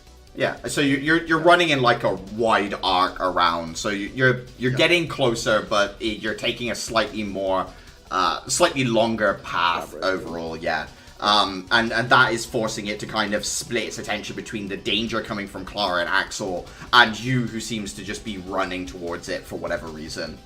Yep. Anything else, Dafer? Or rather, I think it might be obvious here that I'm not. It's not like I'm making a beeline towards it. So that might also be. No. Well, I mean, it stood right in front of the wound, so I don't think Yeah. you'd be able to tell much of a difference, Daver. In that case, that was my dash. I'm not triggering anything on my bonus action. I'm just doing my best to body shield Nala. Okay. Caliban, you are amongst targets. You have like 20 Ravagers swarming around you, and this one V-Rex that's like swarming you with attacks. Is activating the radiant effect a bonus action or an action? It is a bonus action. Use my... Well, I might as well activate it now. I want to give it a... I want to see the extent of its abilities in combat from the earliest opportunity. Angel wings erupt from your back, Caliban, as celestial light blares out, casting shadows in all directions. Tall trees cast even taller shadows. As Axel's head swivels around towards you, high up in the tree. This being the first time he's seen this happen. But yeah, divine light surges down from your wings, down your arm, and your rapier fills with radiant energy. Go ahead. I am positioning myself a little bit more in front of Cerberus. Mhm. Wings spread, giving like a wider berth and like making himself seem bigger so that they focus more attention on him. Mm-hmm. And he attacks this first. Yeah, trying to thin out the Ravager horde. Go ahead. Yeah. 11 will miss as you reach out to strike. The V-Rex reaches down and like uses its pincer to grab your weapon, protecting the like underlings beneath it as you draw your blade back from its claws. 23 absolutely hits. Go ahead and roll for damage. And that's going to be +3 holy plus 3 radiant as well. With the swarm operating as it is, its movements are predictable. It's sort of coordinated by the by whatever strange intelligence is going on here, Caliban, which makes your strike easier to find. It plunges straight into the neck of one of these Ravagers and kills it instantly. One of them falls. Hell So 1 down. I'll keep thinning them out. With surge. Yeah, go ahead. Hits. Another one falls. 9 misses, as this time the tail swings around and like bats your blade away from striking another. That'll be the end of my turn. Caliban felling, I think, two Ravagers in quick succession as the swarm continues to move around you. This V-Rex, I think, Uther, you're still some distance away, so it's only Adhira next to it, if I remember correctly. Yeah, something like that. In which case, it will swing at Adhira. 24, 25, 11, and 20. That'll hit. 3 hits. So that's 7, 9, and 11 for 27 points of damage, Adhira. And it's gonna try and get off a stinger as well as a bonus action. Fuck. 13 Okay, miss. misses. As the 3 strikes hit and you kind of slide back, it lodges itself up in the trees and the tail extends out downwards and like embeds into the ground between your feet as it retracts back, almost elastic as it pulls back into its usual length. It is Cerberus. It is amongst a swarm of Ravagers with Caliban sort of protecting Cerberus at present. I'm gonna do my best to bite through the swarm of Ravagers. Yeah, go for it. Hits. Nice. So 9 piercing and 1 poison. That kills another of the Ravagers, as between the two of Caliban and Cerberus, 3 have fallen now. Is that Cerberus? Me too. Yeah. Yes, he didn't have multi-strike until later. It is the V-Rex's turn.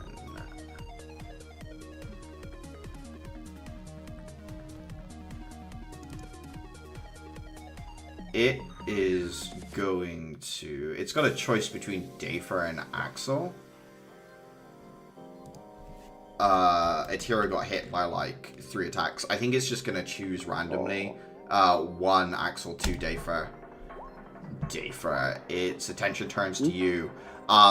It rips up another piece of bark and holding it like a club, moves forward away from the wound like a sword and shield soldier, approaching you, Dayfur. How quick are we? 40 feet of movement. It's not enough to reach me. It is not enough to reach you. It is going to target you with a Screech ability. I need a Constitution saving throw. Okay. Oh, wait, that's a check. So add my proficiency to that. So that is 14. 14 is the DC, so you're very lucky that it didn't include your proficiency.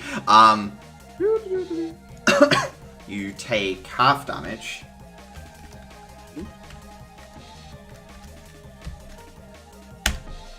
And are you raging? Currently not. No, okay, so it's 19 points of damage, Dayfur, as it compresses sound into like a bludgeoning blast as it shoots out of its mouth. It impacts into your chest, almost wins you, seemingly almost stunning you in place, but you manage to power through it and continue approaching. Uther. Does me body tanking this cover Nala as well? It's single target anyway. It's just like a concentrated sound bullet, basically, that it shoots. Uther. The Echo and I are just going to move up, and I'm going to try to fuck that thing up. You got it.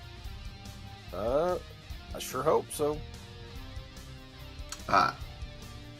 You definitely hit. The Ravagers on the V-Rex's turn, by the way, it directs to like swarm over the wound, so there's like a living seal of Ravagers over what it was doing right now. 22 definitely hits, Uther. You slice this thing into two pieces. It falls apart into goop and slowly metallicizing shards.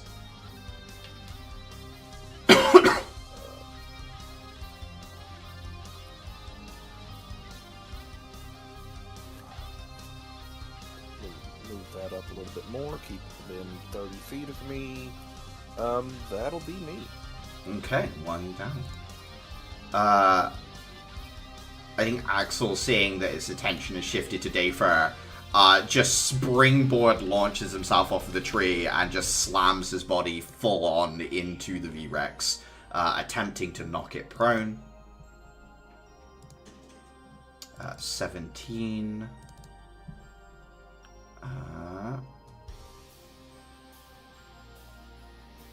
Some of these numbers aren't right. This should have a +3 on it. Definitely fails as Axel just slams into it. It gets knocked prone, and using his second of 2 attacks, will attack it with advantage. 20 hits, even through its higher AC. 6 points of damage.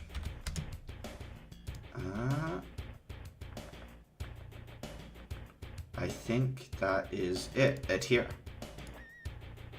How far away is Axel and the big V-Rex? Like 100, 120 feet, something like that, Adhere. Pushing herself up against a tree briefly to sort of deal with the pain. She is going to start moving closer, but not fully within melee range. Yeah, how far away do you want to get? About 60. About 60 feet. Okay. Hides behind a tree.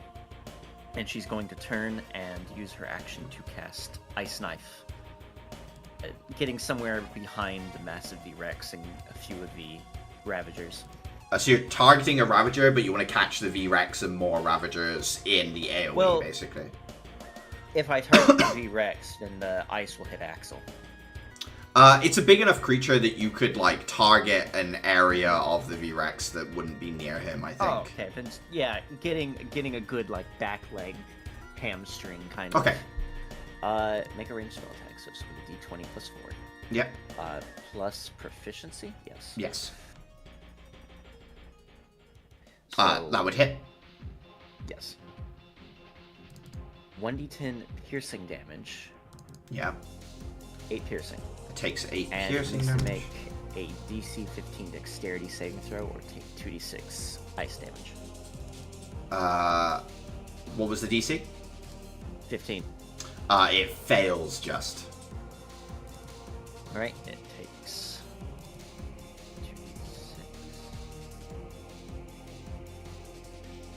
2d6. It takes 8 cold damage. Would you guys rather Gustav shot the V-Rex or destroyed the shield it's holding?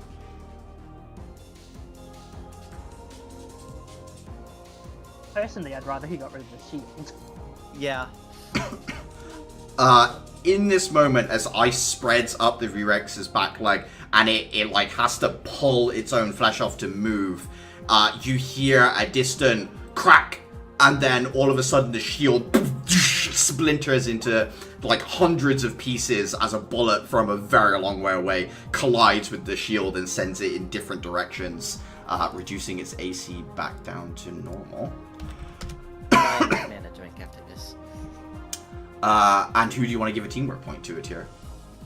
I will go out to Dather and give him a teamwork point. Dafer gets a teamwork point.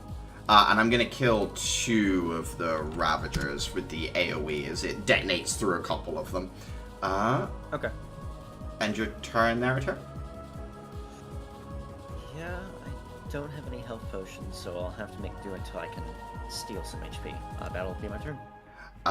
Clara. Unfortunately, the V-Rex is prone, but otherwise, your targets are pretty open. I think I'm going to go for the other V-Rex then. Yeah, the one that Caliban's fighting, gotcha. Yeah, just make this steady aim, sharpshooter it. That's probably not good enough. 11. Yeah, 11 would miss, unfortunately, as the basically just moves out of the way, tree gets in the direction of your shot. Unfortunate. I assume it is its turn, and I think it's going to go after Caliban. 1, 2, 3, 4. I think only one of those can go through. I also need to roll for recharge on the Stinger. Fails to recharge. I think Roach is away. What do I want to do? I'm just going to roll damage on the 23, and then if Caliban wants to tell me he does something when he gets back, then we'll do it that way. 9 slashing otherwise. Dafer. If I want to approach that tree, do I have to get within reach of the big T-Rex? Because the way it's looking. It moved towards you, so in order to get to not go past it, you have to swerve back the other way. And there are now Ravagers crawling over the place which you need to get your Dryad friend into. So there's sort of 2 obstacles between you and where you need to be right now, Dafer. So my options are either go straight, either way I need to. Either I move towards it and don't get there this time because I'm dodging, or we dash towards there, but then I am blocked by the Ravagers. So Axel has knocked the V-Rex prone, which means if you wanted to, you could jump over the V-Rex. You would take an attack of opportunity, but you could get to the wound. But yes, they would still be Ravagers in your way. And I wouldn't be able to act either way. Yeah. I think, action economy-wise, it makes the most sense to just approach, but not be there immediately, because next turn I can then move towards it and take my action to get the Dryad in. Mm-hmm. So there's no benefit in reviving early. Gotcha. In case I move the 40 feet up, but I take dodge action Okay. for now.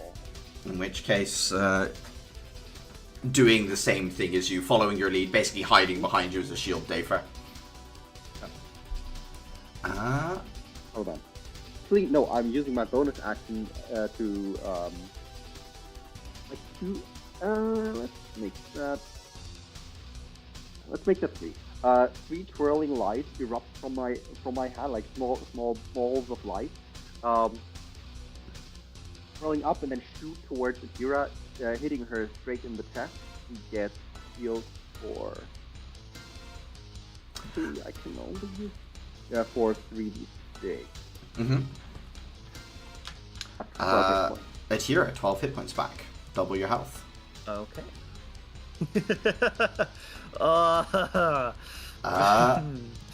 Caliban. Yeah, so you took 9 damage unless there's something you wanted to do about that when you were gone, Caliban. 23 hit you.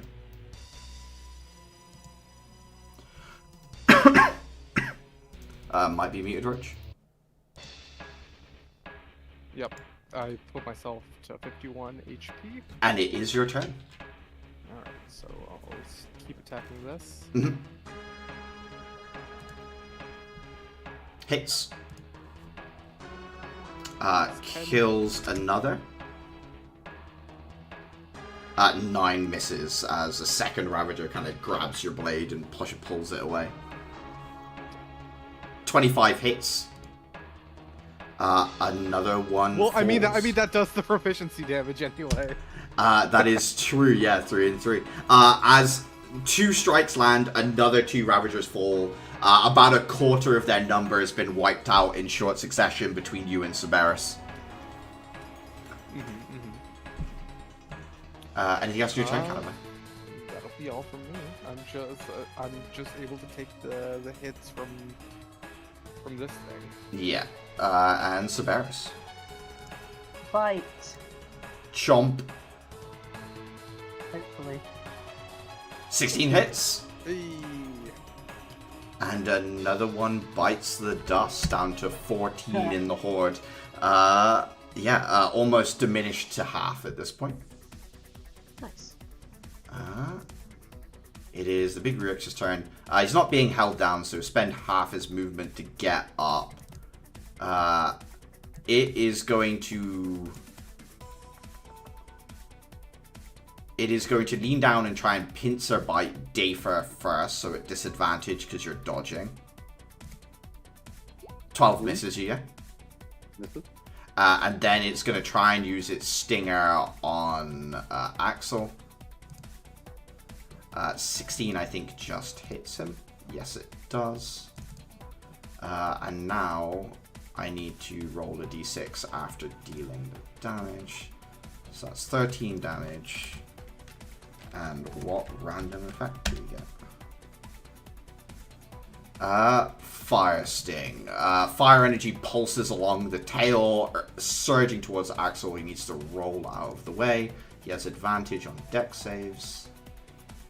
13. 13 is 1 under, so he still takes the 6d6 fire. 18 points of damage on top of 13. That is 21 points of damage. As the tail extends out, Axel brings up the bow staff to block, and it ricochets its own tail off of a tree behind him to, like, curve the attack back around, impacts into Axel's back, and fire wreaths him, damaging his shell barrier, but otherwise he is pretty much okay. I'm gonna have it make an intelligence check.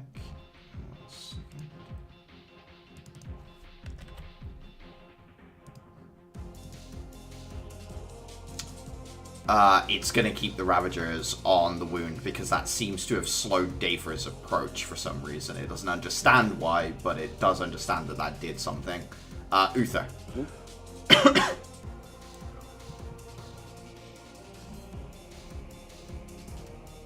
I'm going to move up here. I'm going to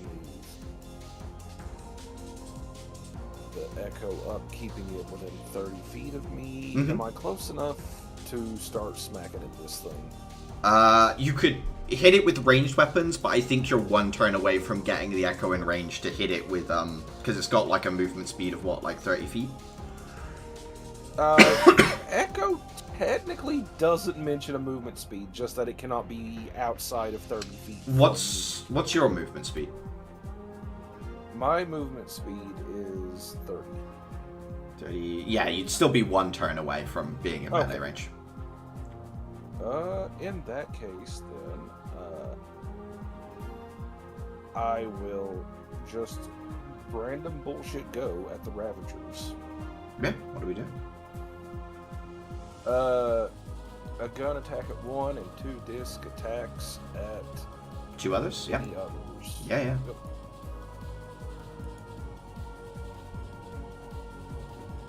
18 hits.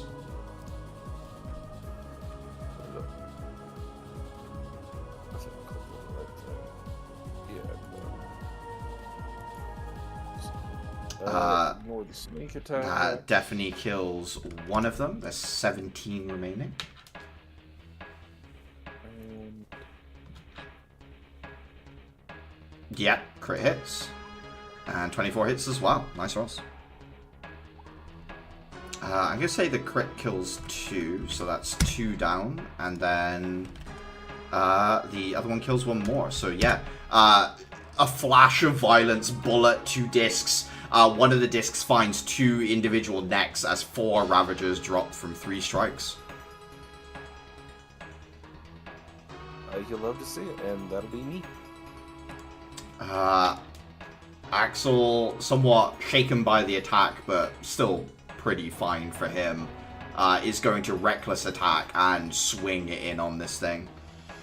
26 and 18 both hit. Now it's lost its shield. 10 and another 16, big roll, 26 points of damage as he just slams the staff into this thing's leg, and you hear a horrible crunch of something important in this thing's leg breaks on the staff impact. Atira. Atira is going to run up the rest of the way, and with my Lamshi Wraps, I'm gonna try and blast it with the Cursed Sand.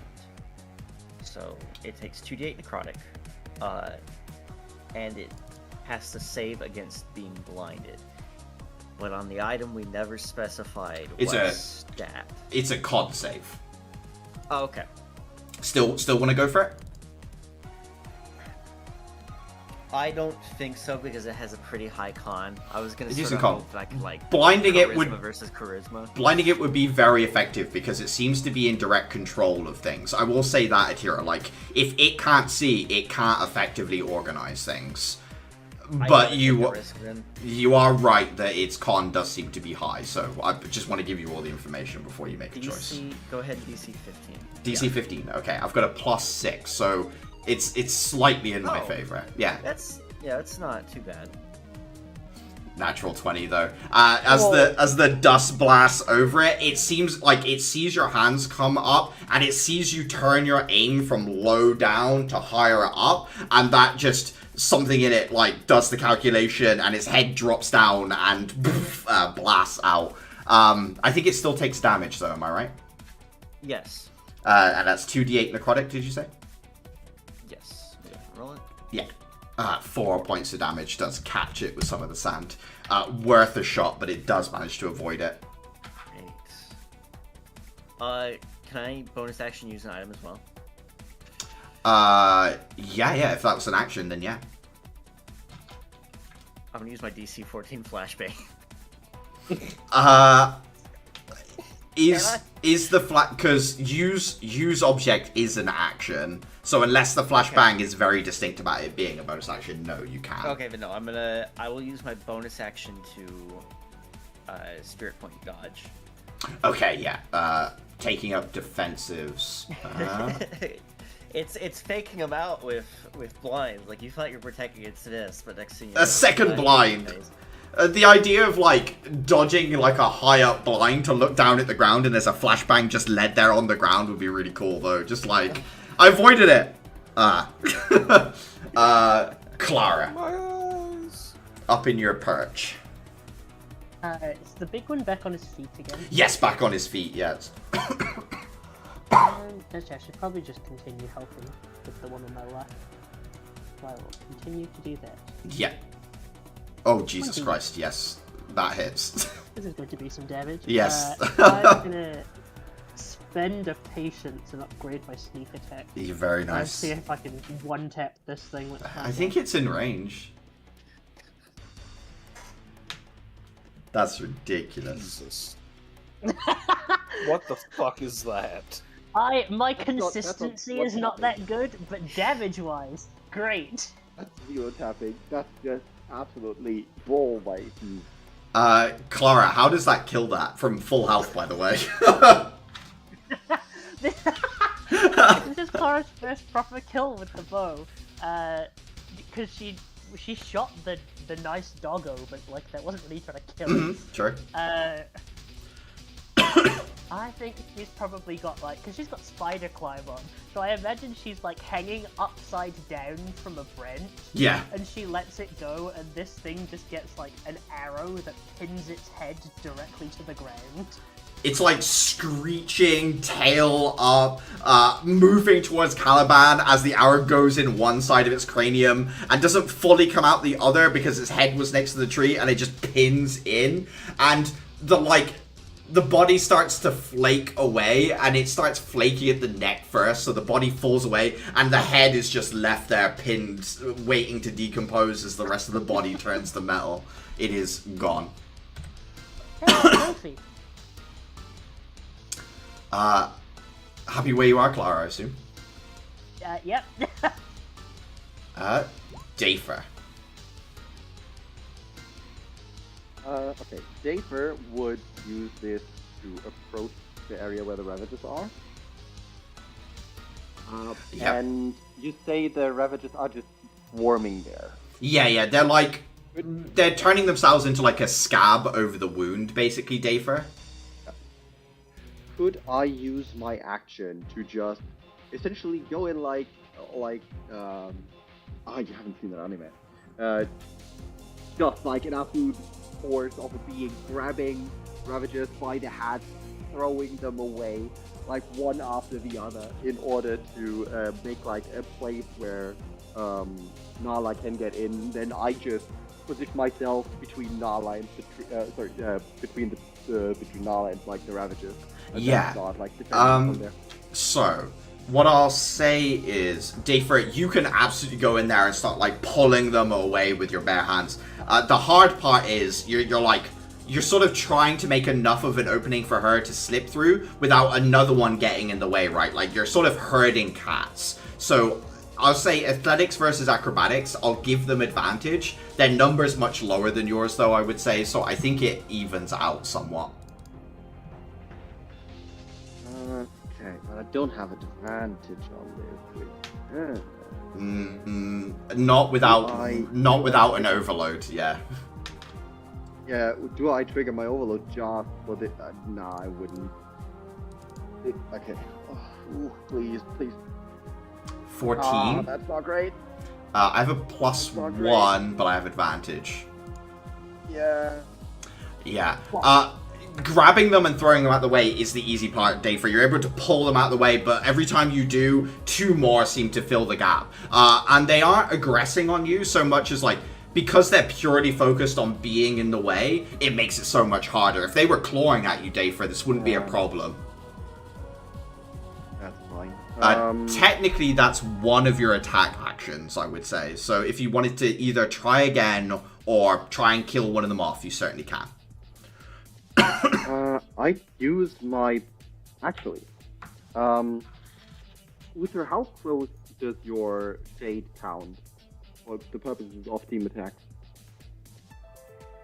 I think... I'm still a little bit far away to make an attack with the Echo. Yeah, Uther needs one more I turn can to do get a in. ranged attack, Mhm. but that would be about it. Yeah, okay, because I can splice in like my offhand attack on that one, right? You've got 2 attacks right now. Yeah, but I would use my second attack to make another attempt, but Oh. I could kill off some before that. You still can bonus action offhand attack, which can't be a grapple, but it will be just a punch, yeah. Okay. Wait. Okay. So I would like to still be able to make a second attack. Yes, but sorry. Also You can make a second attempt, and then as a bonus action, you can do a normal damaging attack. Okay, and I can only do that normal damaging attack after my second attempt. Correct. Okay, that was what I wanted to Gotcha. sneak around, but okay, then I'll just try my second attempt. Please don't fuck this up. 14 Come again. on. Yeah, slightly below average. And I'm even slightly beneath. You manage to grab a pair of them at once, and pushing them in 2 different directions bumps into the next ones that comes along, at which point Narla slips into the gap and disappears into the tree, and all at once there's a pulse of green magic, like an energy that pulls through, and you watch as new bark begins to grow over it, and this larger V-Rex's grip on like different pieces of wood and the Ravager swarm seems to slip as it suddenly like turns its head, almost confused and dazed, shakes its head, and you hear kill, and it like mumbles to itself, confused. Dafra, you've managed to get her in. I have like 2 Ravager heads in my grasp right now. I would like to bonk them together as my bonus action, as my like offhand attack. Yeah. That is not with overload. And as part of that, I would like to call in a teamwork attack from Uther. Ranged attack from Uther as well. Actually, I'm gonna bonk them together and then kick them with a fire boot in the face, as they are so perfectly aligned there. Yeah, I'll say since you pulled off the grapple or kill, like that's 2 down from the 1 strike as you bring them together and kick, so that's 12 remaining. And Uther, you have a ranged attack to throw in. Eh? 14. They die from an attack that would have staggered them. Does that still generate the teamwork point? You are absolutely correct. It would. So 14 misses, unfortunately, Uther. But who do you want to give a teamwork point to, Dafra? I'll hand that one to who's next in the order? And I want to Caliban. Okay, Caliban gets a teamwork point. At which point, I assume that's your turn, Dafra? The gunshot from Luther missed? Yes, unfortunately, 14 Yes. is 1 under. Okay. I would.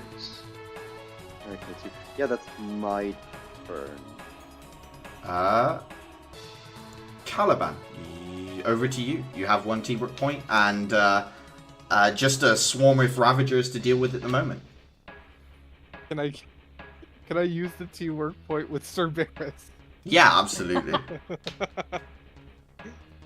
So first he's gonna attack one of the Ravagers first. Yeah. Hits. And Ferris kills. will spend his reaction to add a d6 of fire damage to it. That means, Caliban, you can give a teamwork point to someone else. Who's next on the list? I am gonna give a teamwork point to Uther. Uther gets a teamwork point as you strike down, with the help of Cerberus, one of these creatures. Again. Hits. Another goes down, 12 remaining, and Cerberus is called in. Oh, and 20 hits as well for another one, 11. 19 hits. The swarm is bloodied, only half of their number remain, as Caliban and Cerberus, like, lawnmower their way through them one at a time. Like, they keep coming up, like, in single file almost, and you guys just shoot, like, every time one comes up. Strike, knife, bite, tear. Anything else in your turn, Caliban? No. It is now Cerberus' turn. Sexual bite. had to end at some point as unfortunately the Ravagers, as part of the confusion, suddenly disperse as their natural instincts take over, and the kind of tempo of the combat changes a little. This V-Rex now operating much more on instinct. It is going to... I think it's going to focus on Axel, since Axel's the one I think that's hit it the hardest so far. 12 misses. 25 hits. That's 12 piercing, and we get another d6. What happens? Didn't this have like a death touch stinger? Yeah, I realize now how horrible it is to bring this up. Yes. The Axel Tank, the fire version. This is a Constitution saving throw, which should be good. Unfortunately, fails the Constitution saving throw. 4 points damage. You all watch as sound from its like bullet compression throat seems to echo down its gullet into the tail, travel to the tip of the stinger, and the stinger impacts into the temple and then bursts out and just seems to like incapacitate Axel briefly as he gets like just concussion blasted in the head, stands there, ears ringing. The Ravagers will now swarm forward, making attacks against Caliban and Cerberus. Caliban, natural 20. Cerberus, natural 20. What the fuck? Caliban, 4 damage. Cerberus, 5 damage. And Ravagers swarming against... Can I parry you can't parry. Cerberus' damage? Oh, wait, you can parry because it reduces damage, right? It doesn't stop the attacking. So yes, you absolutely can. Yeah, if you want to protect... I'm parrying Cerberus' damage. Yeah, absolutely, I'll allow it. Thank you kindly. 1, 2, You shall not harm this animal. This noble beast! No damage to Cerberus. And then versus Dafer, 16 Dafer. 16 does hit. 4 piercing damage as you are bitten and clawed. Uther.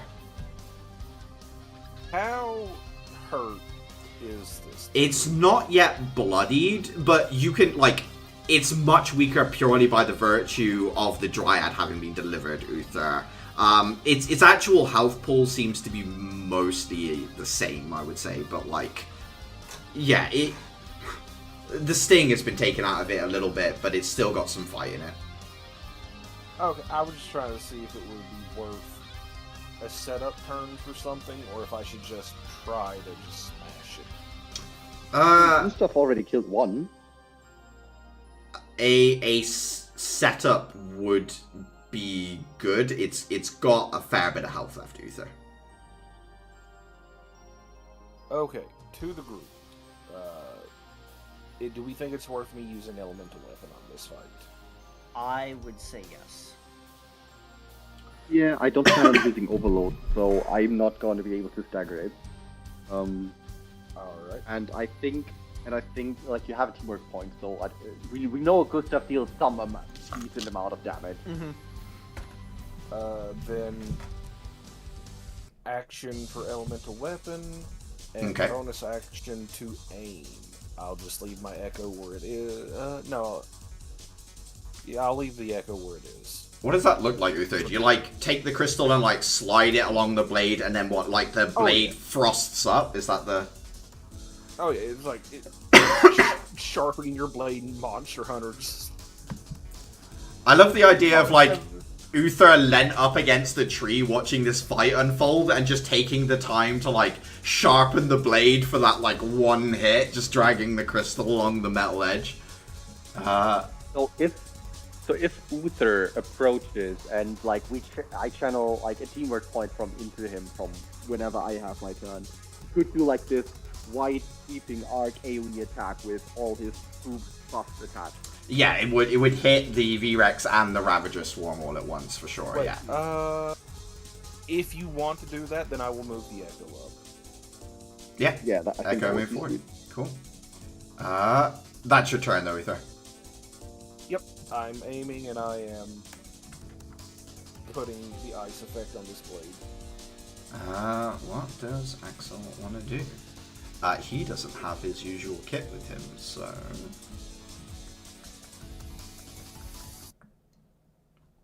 I think he's just hitting for now. He's doing his job. Ooh. Oh wait, no, he's incapacitated. What am I on about? Yeah, he can't do anything on his turn as he like manages to focus his ear, kind of running down his eardrums. But at the end of his turn, no longer incapacitated. It's here. I'm gonna be swinging it up with my arms. 14 miss. 14 does miss. Yeah. 21 hits. Drawing it through my arm, like sort of overlaying the arms, I would also like to gain 10 HP from this. Cool. Which is my fate feature. Spirit Strike. I'll also spend a Spirit Point. Make it like a grievous hit and attempt to stun it. 10 points of damage and Constitution saving throw against Stunning Strike, yeah? Yes. 25, Yes. unfortunately, manages to hold its own. HP down. Staying where you And are, too? I still have a bonus action. I will go ahead and make one more hit. Gotcha. 14, yeah, misses. And I'm going to use the mobile feet and move away from it. Like Gotcha. back up out of its range. Do I get a sense of what it is? Like 20 feet? Give me a quick insight check.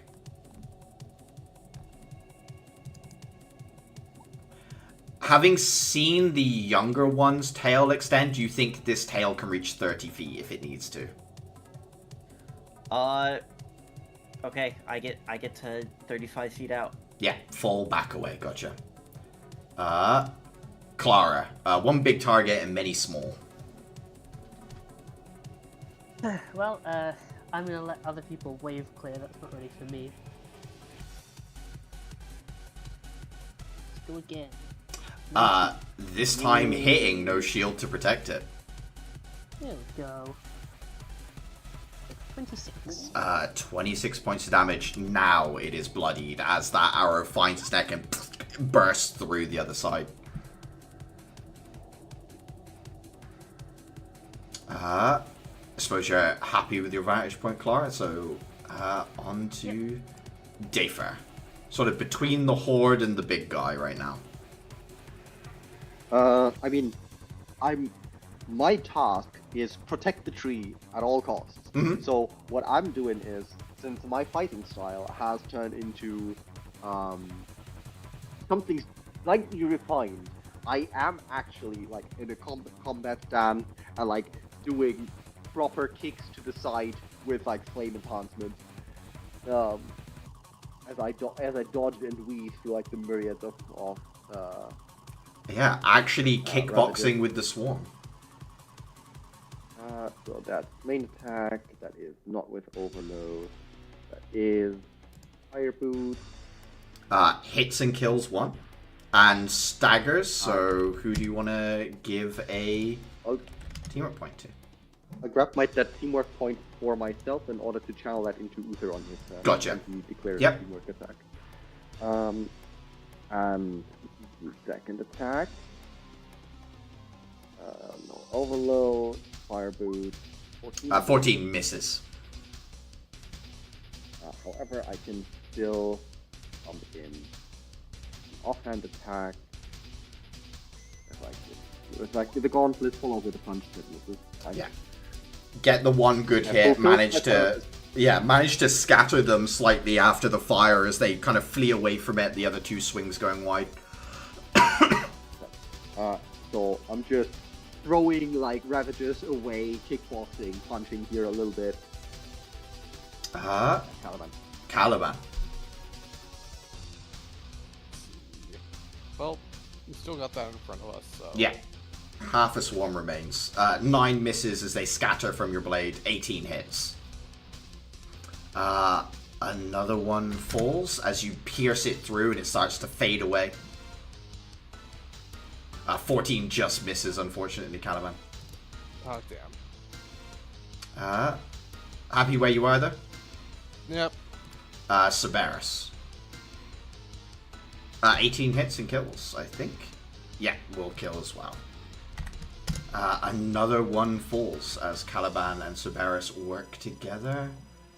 It is the big guy's turn. With Axel incapacitated, I think it will turn its attention to Dayfire. 23 Dayfire hits for 15 damage, and then the Stinger.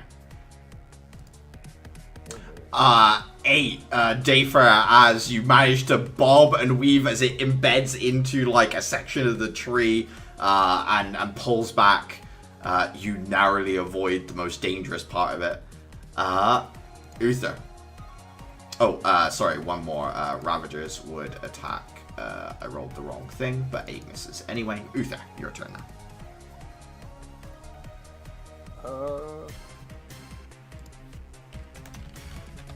Can I declare the big teamwork attack? Yeah. How many people with points are in the area? Me. I think it's just you and Dayfire. So that's a 10-foot swing. I don't know how many points you've got in total. I've just got the one, I'm pretty sure. I don't know how many Dayfire has. Yeah, I think Dayfire has one as well. So yeah, you'd still be able to hit the Horde and the V-Rex with it though, as you can position the Echo as you like, I guess. Then yeah, I'm going to do that. I'm going to do the saturation attack and going to see how many I can deal with. Yeah, you deal your damage to the area, I believe. I don't think there's anything other than just a roll for what you do.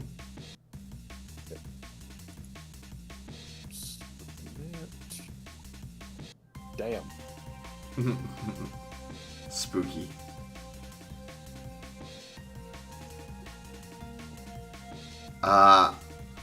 So what I'll say is wave of cold energy comes off, just eliminates the Ravagers altogether, somewhat badly hurts this V-Rex. I assume you want Gustav to fire and just deal damage.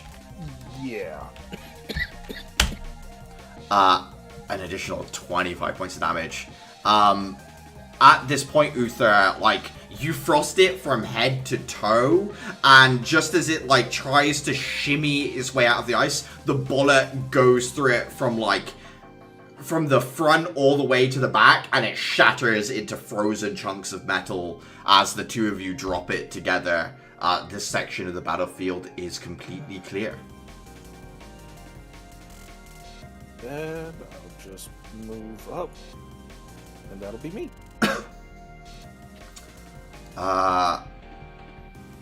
Axel swivels around and is like, puts a hand on a crystal and then looks at the forest he's in, and he's like, no, standard approach to Ravager Swarm, probably not smart.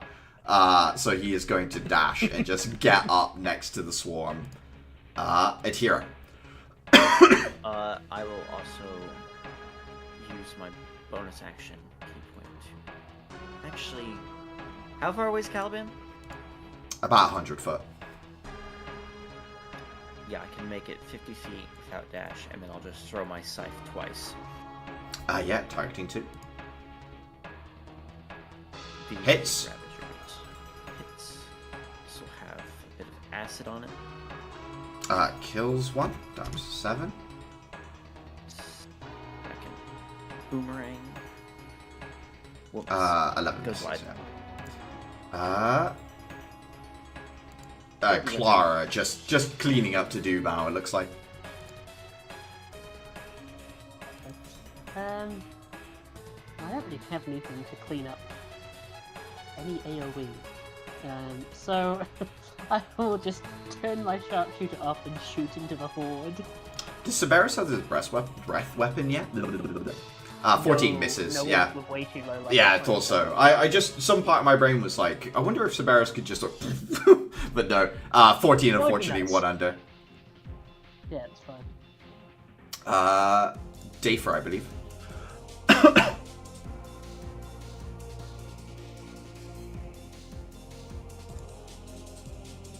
Are you staying on tree guard, or do you want to approach? That's what I get for Oh. not unmuting my microphone. I was like, he's not Different- muted in this is- Discord.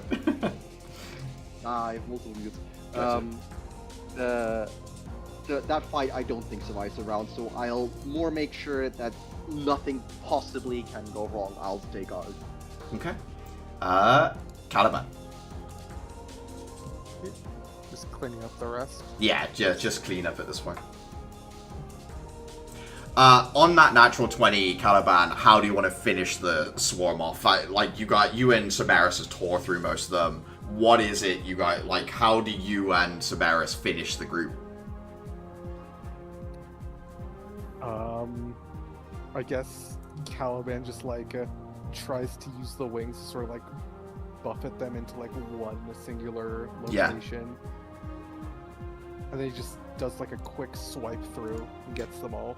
Yeah, you use your wings to kind of like push them all into one area. Cerberus infuses your blade with fire. Is your like sword glows burning light and actual celestial light, two different light sources off of one blade, like double shadows everywhere, and you zip through the center, striking all of them at once. And that is enough to bring the horde to its end. At this point, everything goes quiet. Let me just second wind just to recover some stuff real quick. Mm-hmm. And also the wings disappear. Adhira's spiritual arms sort of fade away into darkness of night. And she just stands there in the field looking around, looking towards the center of the trees and then back at Clara and like, was that it? Oh, Okay, it could have been worse. But I mean, I'm not going to pretend that, out- that was a small amount. Axel point out that bleeding you from took- both ears, partially on fire. I like to point out that you took out an entire horde just with a landmine. Uther basically halved an entire horde on his own, just a single swipe, and Clara basically pinned like one of these just out of nowhere into the dirt. So I'd say we Clara just did scares very me. well. Cars. Just as an aside, Adhira- we should probably see what we can harvest from that head before it starts to disintegrate. Yes. Adhira puts her hands on her hips and quite proudly, I say we're getting much better then. Rather Axel, skilled. slightly louder than he needs to, says, I think the hardest start to the year has definitely paid off in the long term. Your teamwork is incredible. Axel, babes, take it down a notch. He like All puts his hands over his ears and like massages his ear canals. I think just like Dafer like sends one whirl of like the healing light to his eardrums to help them repair a little bit. Yeah, as the energy bursts up through his ears, his hearing seems to return to normal. He says, yeah, thanks, that's much better. And like wipes the blood away. You said something about. I mean, we can try for a shell harvest. Well, I mean, let's there's a bit see. of it left. We might be able to get like a tooth or Who knows? something. Well, actually, this one seemed smarter than normal, so maybe we could like take its brain. I don't really know how this works. I mean, looking at the overall body, using Dafer's knowledge of the arcane nature, is there anything that he can discern where that that would make sense to take?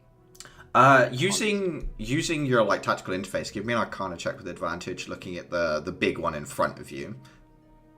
Okay, 15. 1 second, 1d4. 18. 18.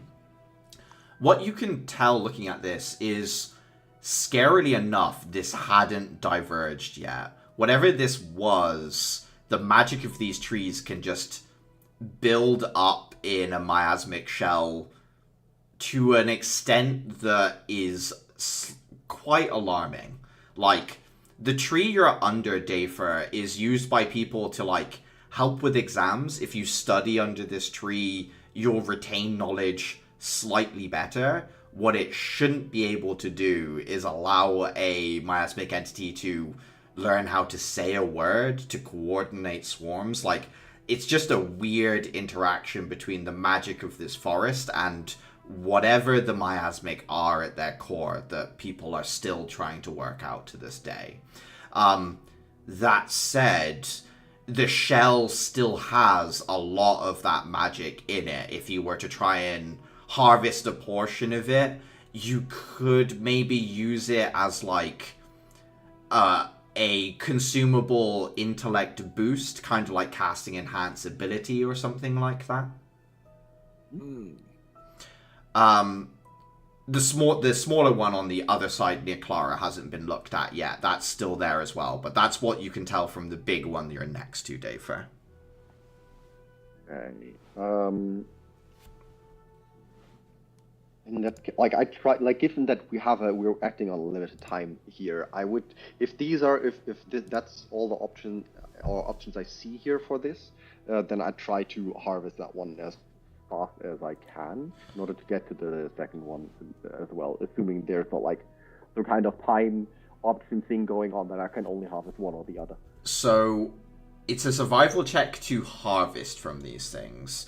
Okay. Dafer, if you're doing it alone and rushing it, it will be at disadvantage. I don't know if anyone else wants to do the other one or assist with this or how you want to divvy it up, but I don't have... advise. Uther, what were you saying? I was going to offer to try to help in some way, even if I don't have survival proper as a skill. You have Arcana, right, Uther? Yes. In which case, I will let you give advantage to Dafer as you keep an eye on the technical side of things as Dafer goes about the survival side of things. And here, I'm not good at the. Well, not good at survival. That's the way it's shaken out. And Hero, what were you about to say? Do you have more than a +1? No. Do you want me to cut it up? Well, we figured you were going to be carving up the other one. Yeah, Clara, if you want to harvest the other one, then you can definitely do that. And I don't know if anyone is able to help you or not. But I can add a... Okay. Then, since Dafer does not seem confident in his ability to carve up this thing, can we inverse? Yeah, I that's do the fine. carving and Dafer do the directing. Okay. I'm more willing to attempt to fuck up. Clara, you're able to get the mandibles from the head before they disintegrate. And you can also have a choice. You can either have the elastic part of the tail or the stinger tip.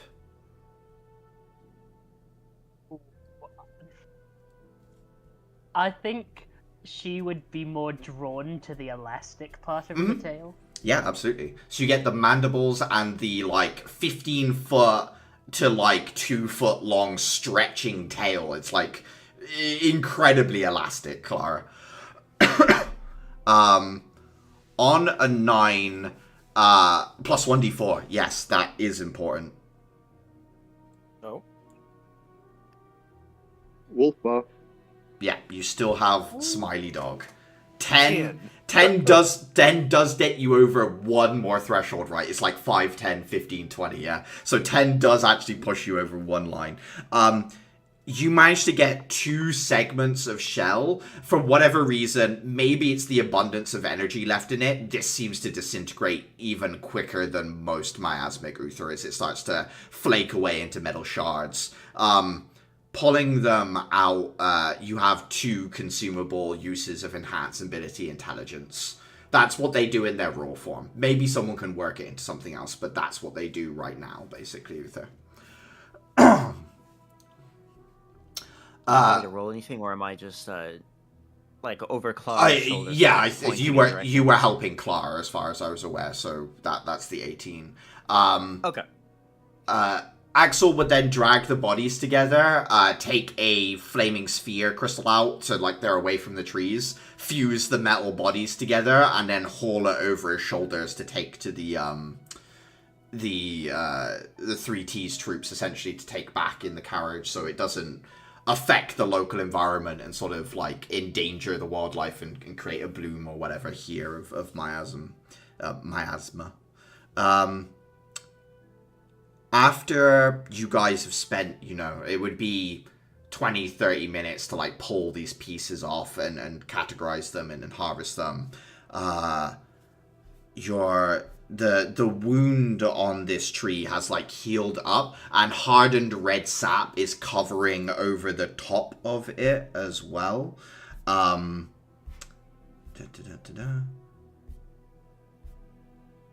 Nala eventually sort of pulls her body through, and you can see that the cracks in her bark, where there was usually this red sap that's now covering the wound, is sort of diminished slightly, and she seems a little tired, but she's like still healthy and fine, just a little worn out. She looks at you, Dafer, and says, "Thank you for the protection." And she dislodges the ring from her finger and holds it out on the little piece of fabric that is Clara's pocket to you, Dafer.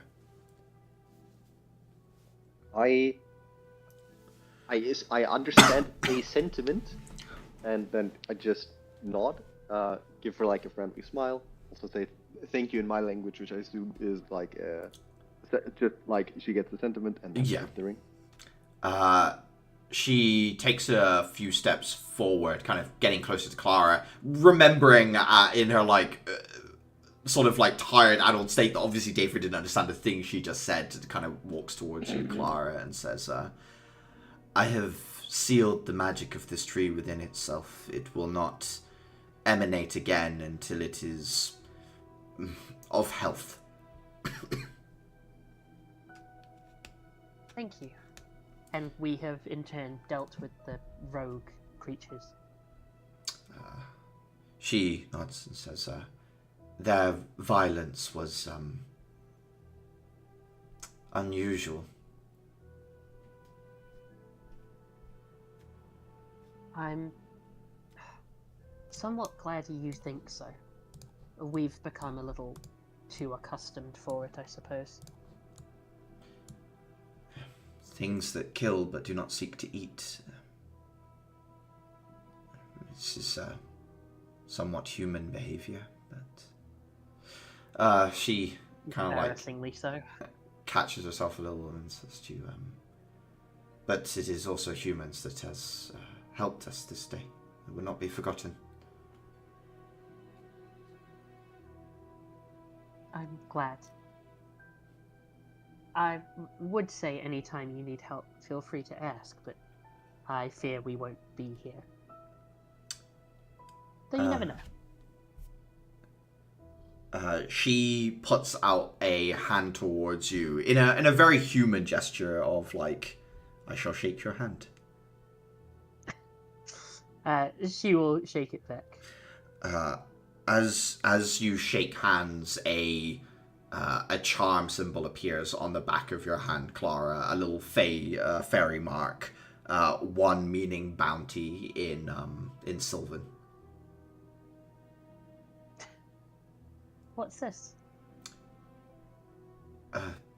It was a gift I might give to a gardener, but I think perhaps you best understand its purpose and its meaning. It can be used to enrich an area of growth. your crops may grow taller and your trees healthier. Clara immediately turns round. And here are the garden. Your mother's What? tree.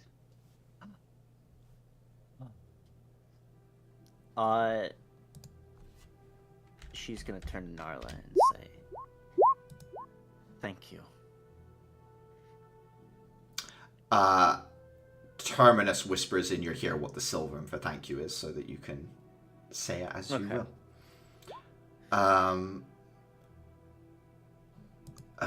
One second, there was something else I am forgetting. But she would. This changes everything. She will say her thank yous again to everyone, and with that sort of like slip back into the forest, very cryptid style, where she walks behind a tree and then all of a sudden she's just seemingly gone, right? Like either into the tree and through the roots or something else. Well, I was going to offer to help escort her back, but okay. So Clara, the mark you have allows you to cast plant growth once. After that, it's used up. But additionally to that, you can cast the Druidcraft cantrip whenever you like, but you have to pick which single aspect of Druidcraft Clara has access to. So whether it's I love Druidcraft. So whether it's like the snuff candle or whether it's the weather prediction or whatever it is, you get one of those that you can use at will.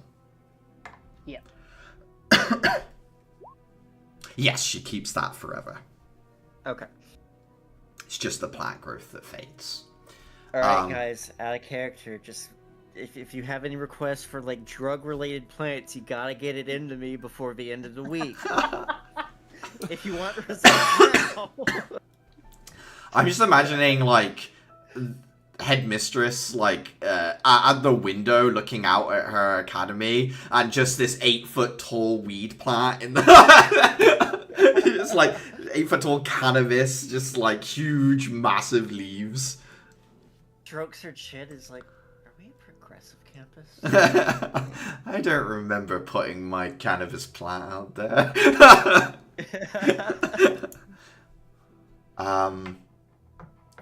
Axel says, we should report back to the settlement, let them know the problem is dealt with, at least as far as we're aware.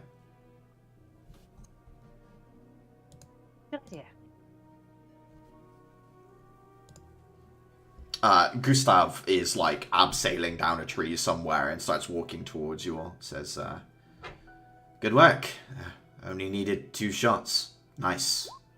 These things are expensive. And he like starts reloading bullets into a bandolier. Good shots, though. Can't have a bad one. So where do we go to celebrate? I'm not sure the town's much for bars and such. Probably have a tavern. That'll have to do. Not that I drink on the job. He like turns to Axel and I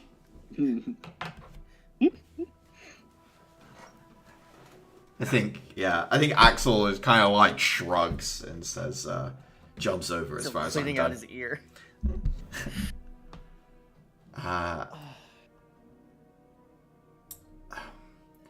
Axel would step next to you, Caliban, as you're all walking back. And just say, I knew you were being literal before, but seeing is something else.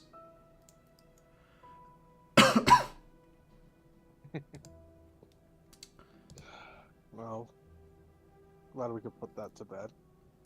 You think this is something that was done to you? I believe it was always latent, but, well, just buried deep beneath that even I didn't know for a moment, but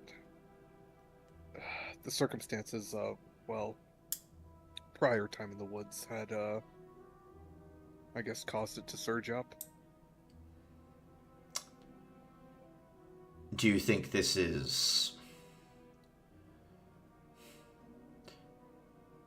Do you think it's your gift, your goddess gift, or do you think it's something else? Clearly, Clara's gift is beginning to manifest. I've never seen what you have. Out of character, who was it that claimed they saw like the holes on the back? Clara. Or... Okay. Yeah.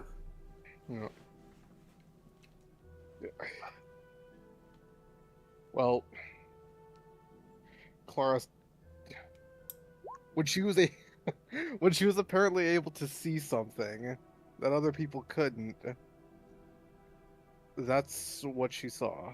Something like akin to stubs, and I believe sort of like gestures to where the wings were before. That's what they were supposed to grow out of. As for gifts, I'm not sure if they're the goddesses or not.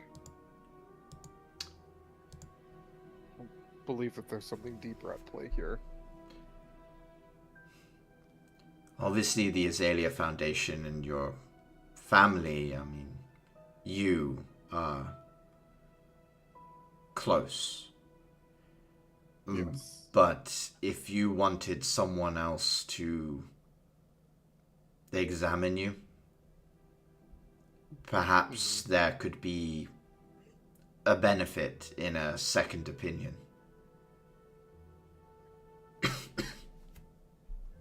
Right.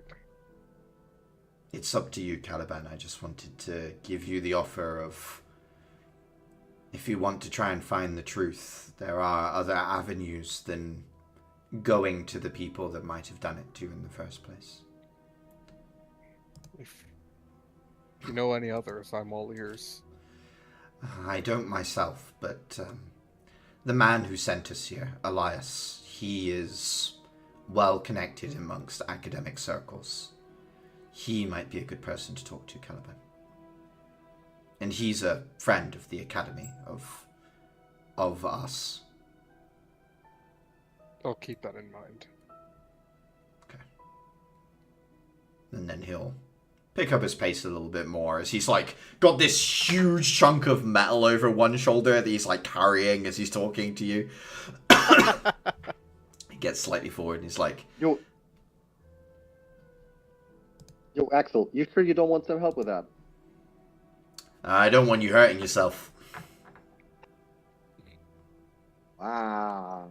I Gives you- never thought you would be able to throw shade at your age. I have to prove myself I can still do it.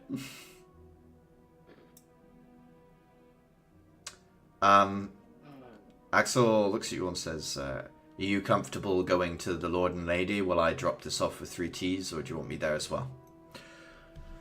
We can handle it. Okay. No, not you. You guys start heading back into the settlement. It's been, I think this probably, like, having gone to the Fae, checked things out, it was already midday, you're probably getting to, like, about 5-6 p.m. People are very much, like, shops are already closing. This is a small, like, things aren't open late. The few buildings that are open late are, like, public houses, and that's in the very old term of public house. That's like, there are people here that have their living rooms that you can go and sit and drink in, that they've opened up to the community rather than like a tavern proper, as it were. Otherwise, there are people heading to the church, and there are the guards that are around, and obviously the keep, which is presumably your destination if you're all going together. I don't know if you wanted to split out at all, or... I mean, bakeries are already closed. I don't think I can get a chicken or anything. But Bertrand has prepared the dish stuff. So now I can add this special spices to it. This is going to be awesome. At least for me. I'm not sure how much you guys are into, like, a little bit of chicken with mashed potatoes. I mean, with Fey magic food dust on it, I imagine everyone's into it. Yeah. heading to the fort itself, you guys would be let in without any real issues.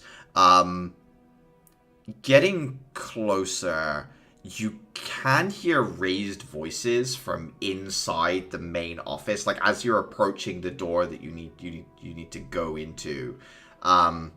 It's a big, heavy door, so the voices are somewhat muffled, but you can tell it's the Lord and Lady that are having an argument between the two of them. Whether you want to knock or what you want to do is up to you. Oh no, Clara is gonna hold her hands up Yep. to tell people not to go too far forward and stick her ear directly to the door. Give me I want in on this as well. both of you give me perception checks. Let me reload for music.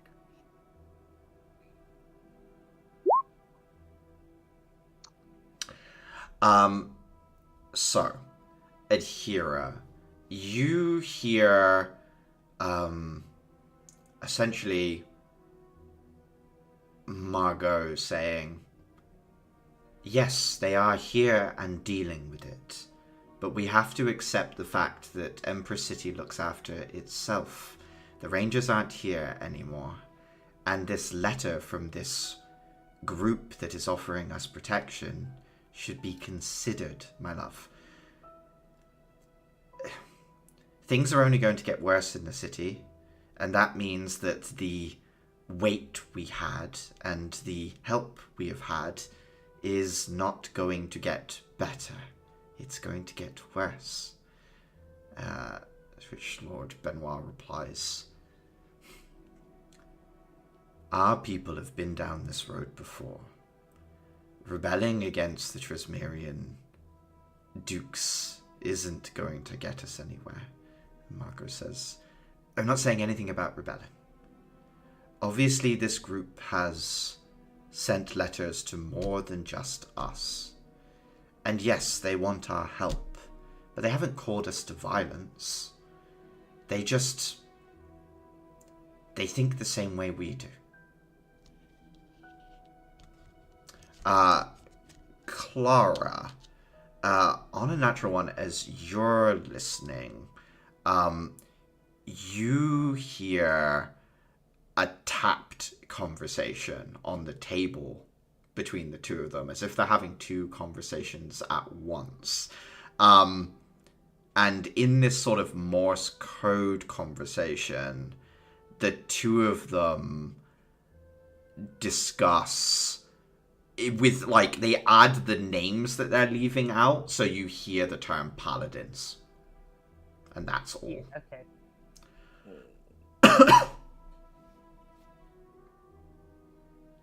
That's what the two of you get from the door. Ed here turns to sort of look at Clara and tilts her head towards the rest of the group.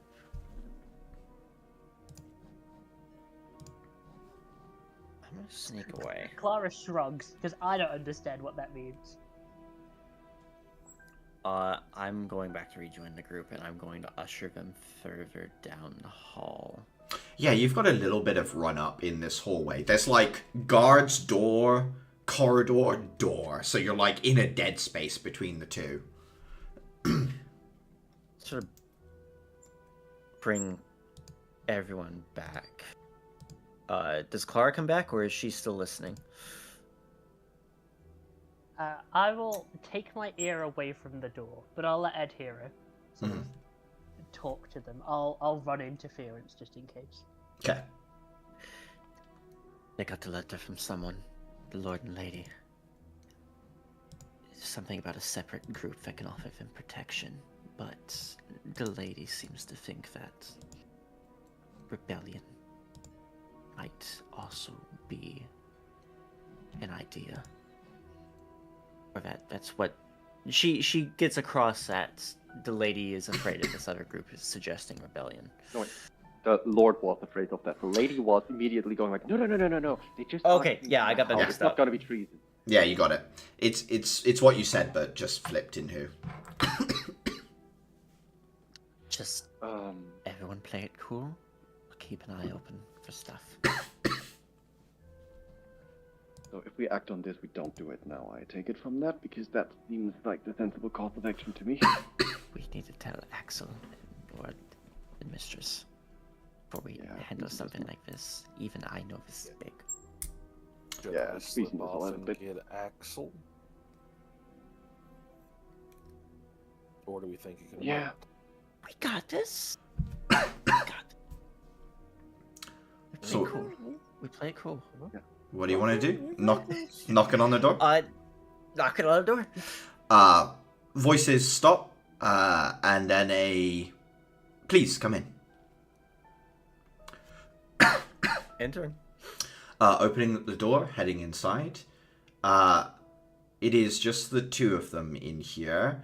The Lord's face is slightly flushed, but Margot herself is very composed. She's got that wooden, like hook shaped through her face. And you can see that there is that soft glow from behind her eye. And Lord Benoit just says, news of how goes things. Adhira is going to gently stroke the top of her lamp to indicate Terminus to listen. And then she is going to speak ahead of the group. Everything taken care of. All the Rexes eliminated, and the tree is being killed. No casualties. The Benoit shoots a look at his wife for a second, and then looks back at you and says, "That's wonderful news. Thank you for your hard work." So the damage to the forest has been mitigated as well. Yeah. I believe so. best of our knowledge so far? This is the best possible outcome. Is there any information you would pass along to me that might be useful in the future, or anything about the situation that Yes. was... If you find ravages or any other kind of, ravages are not that terrible, but if you find any other kind of miasmic here in the area, take them out as soon as possible. This was something we dealt with in time, but in the future, this needs to happen faster. Is this... you say this like it's unusual. What makes it... what makes it different? They were drawing power from some of the trees, getting smarter, trying to evolve. I see. So the best thing we could do is prevent them from crossing the threshold of the tree line into the forest itself. It would seem At least so. that. Is there anything that Dafer could think of? Like, Dafer is smarter than I am in this regard. Is there anything that Dafer could think of that could otherwise involve here? Give me a straight intelligence check, I think. Okay. Intelligence. 16. 16. Do I get the 1d4? Yeah, it's a skill check, yeah. 18. The situation is unusual to you already, Dafer. Preventing them from getting there is a good start, but the one thing that stands out to you was good relations with the Fae here in the forest are one of the reasons such a good outcome came to pass. Having something more standing with the Fae through this settlement would be of benefit to them. I think on an 18 you realise that, Dafer. You have any amongst you that speak Sylvan? Morgo nods Can her you go head through it? slowly. Okay. I speak the language, as some others in town as well. That is ideal. You might want to strike up a better bargain, not a bargain, an alliance with the Fae. You share a common interest here in protecting the forest. They were none too pleased that this sickness amongst the woods was spreading. And they have pretty decent amount, pretty good ability to heal the damage as well as figure out where it's coming from in the first place. The Lord thinks for a moment and says, I know that some among us have had bargains with the Fae in the past, and they have helped my wife in her youth. If you say it is worth reaching out to them, that it might help our situation in the future, then I think you're right. I think there is something there. He looks at Margot, who sort of nods and says, I will consider some old texts I have as to what might be a good offering, and see if some of our people might join me in venturing forth to meet with the Fae in the woods. Okay. Thank you. As I got to learn things to my companion, and like I nod at Clara, like in not respectfully, as a like in a thank you kind of way. Yeah, recognition. Yeah, thank you. That was what I was missing. Okay. They appear to value just generally things of craft, things that take time, like well-crafted sculpture pieces of art. What were the other things? What tools? Things touched by artisans? Food and artisanal stuff, basically. Yeah. Especially if it's from not around here. Yes, which is a little difficult for them. Although Lord Benoit would say there are some art pieces that are in my family's keeping from a long time ago. Perhaps one of those would make a suitable gift. And Margot sort of nods her head and says, "Yes, I think that is a wise idea, my love." And then Benoit looks at you and says, I have nothing I can present to you, unfortunately, as a reward other than my thanks, and of course, any food, drink, anything you would like to take from the town is yours.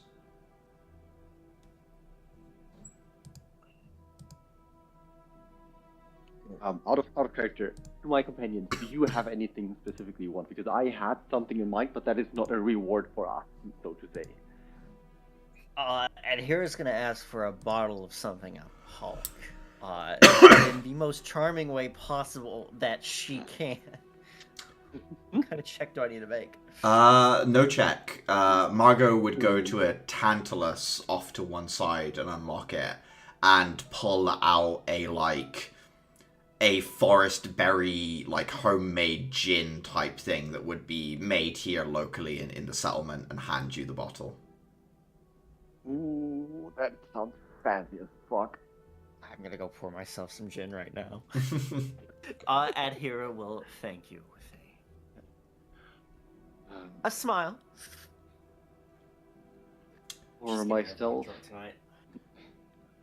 and I don't think I or a lot of my companions need anything in particular. However, I think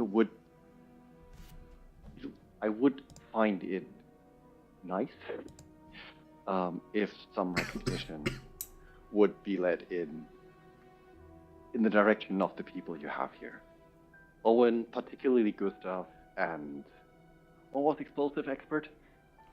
Not Nala, not Lana, not Lenore. Yeah, I forgot two for a second there. Something like that. Were of great help with aiding this. I doubt it could have gone off as smoothly had we not. Benoit nods and We says, not had their eyes. I will make sure to make mention of the 3T's officers as well as yourselves in a letter I send back to Empress City about what was done here. They have guarded our settlement for some time before all of this as well, so thank you. Thank you for your... he thinks for a moment and says, will you be leaving immediately, or will you be staying a while, or... We'll be staying for a while still, I believe. Yeah, there was You a don't couple have of things we wanted to look at in the area. Yeah. Anything I can give information on or assist with at all? Aren't we heading up to the north after this? Into the farmlands? Or into the mountains? Am I remembering that? Is that what Axel said? Yeah, that was where the church was, I believe. Or we assume the church is. You wish to head to the astropath? Astral or Astro? Astropath.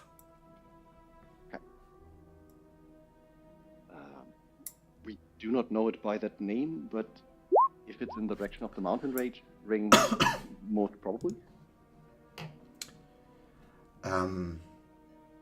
Yes, it is an old structure, built by giant folk, I believe. It's the only thing I know of that is old and in those mountains. That sounds right. Giant structure, at least. It is, some people feel a call. They head there. I have, in the past, known my father was curious as to what was going on there. He sent individuals to check up on them. They did not return. Be careful. Yeah. Sam? Yes. Just for like the main reason for my mentioning the people here right now was mainly to try to boost Benoit's confidence in them, because it didn't sound like he had that. That was the main. Give me an insight check, Dafer, after talking to him a little bit about that. Okay. Inside. 10. Average. Your impression is Benoit was a little annoyed when you got here, but at this point he has softened a lot. What you can tell is his wife has a much harsher opinion. So you are sure that Benoit will write up a report and that he actually has a decently favorable opinion of what you have done here. It's Margot that doesn't trust it. It's not so much that, like, you don't sense any hostility towards you as you sense thanks that you've dealt with it. She's concerned about the next day and the next day. Yeah. And it's nothing other than that to her. She's not convinced that the next time somebody will be here quick enough. Yeah, to deal with the exactly. problem. That's exactly it. Okay. But Benoit, you've definitely sort of brought back around, as it were. Like, he was teetering and you've kind of nudged him over a fence. Real quick, out of character before I say anything. Do we know why the Rangers were recalled to wherever they went? From what was noted in the book that you guys briefly flicked through in the Rangers' cabin, they were called back to the capital by the guy that you met briefly, Reese. Why he did that is still unknown. I think it did make mention of a new governor in that notebook as well, but nothing more than saying that, like, Reese was working with this new governor. Okay, then. So I think I will ask the question, try to fish more information on that, just out of curiosity's sake. Then, say, I'm just gonna, out of curiosity, why did the Ranger? I saw an old book in the Rangers Lodge that mentioned they were being recalled. As far as what happened there? As far as I'm aware, the Rangers are being called back to the capital of Heaven's Pillar. I am unsure what the reasoning is, but I imagine it has something to do with integrating into... Obviously, they are a military force, and Heaven's Pillar has come under new occupation. Having a loose military is, I guess, not ideal for the new governor. That's what I gathered from the ranger when they left anyway. What little they told me as well.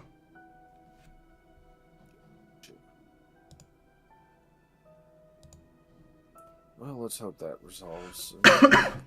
Hopefully it is to establish a new chain of command or whatever needs to be done, and then the Rangers will be returned to whatever posts they're required. I think up until now, the two, or sometimes there were more of them in that cabin, whatever, the Rangers that were stationed here were stopping them in the forest to the south before they could get here. Perhaps this is why this phenomenon at the tree line was unknown or less documented. Maybe it's something Rangers are aware of. I do not know.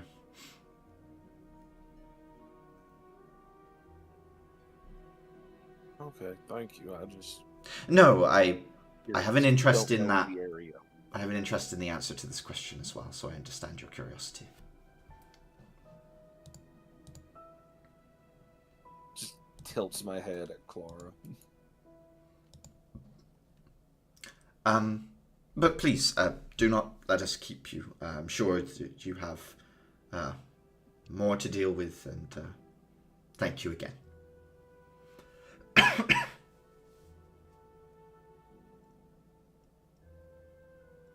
That we David would not, and turn to leave. Yeah, you guys can exit the fort. Do you want to like head to where Axel would be coming in from? There's like a gateway if you want to try and meet him halfway, or I mean, that's what I would think to do. Yeah, Okay.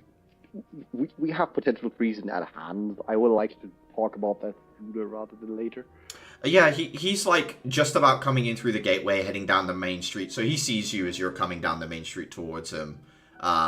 Gets closer and says, "I see you got a bottle of gin, Atira." Yes, they offered. Of course. Lexia says, "Well, a reward was given, so I assume they're happy." They are, but we found something. Lord Benoit, you do not like us too much, but given we solved the problem pretty quickly, is with pretty much the best possible outcome, as he's himself stated, he's not fairly favorable to us or rather Empress City in general now, from what I gather. However, and then like Dafer like motioned towards Akira for her to continue. She has something. Turns his attention back to you, Atira. What exactly was the continuation of that? I mentioned We've that convinced Benoit. him. Yep. The stuff you overheard. Oh, okay. Before she like looks over her shoulders. He and his wife got contacted by some group. I'm not quite sure who, but Paladins. How'd you That's know just that? lovely. You were listening to them talking. I was planning to listen to them talk, but then I kind of zoned out. They were tapping on the table. There's a momentarily very befuddled look on Anahira's face before she turns back to Axel and continues. The Lord mentioned some unease about the idea of rebellion that this group was giving off, but his wife shot down any worries that surely there was no way they'd be wanting for that, aiming for that, but Axel sighs and says, "The Paladins are trying to starve out the city. They're hitting food trains coming in. Another way of doing that is getting in good graces with these small settlements that make the food. If they don't make deliveries to the depots, then there's nothing for the trains to bring in anyway. But there's If not..." we could... Go on, Ethan. No, I'll finish out, then I'll go. I don't think there's much we can do about it. Not here, at least. We've done all we can by helping them. It's their choice from here on out. I have my history in meddling with the affairs of this country. I'm not sure I'm comfortable in continuing it. Something that might go a long way is if we could if there was any way we could expedite the return of the Rangers to the area. It seems like the response time from the city is part of the problem. Excellent nods. The other thing we could do is try and petition the judges for a more permanent group stationed out here, but part of me just thinks that would put them under thumb. I don't know how to convince the governor to bring the Rangers back to this area. I don't know what's planned for them, to be honest. But that could be a conversation with Lerman. If we can put any sort of pressure on them. Yes?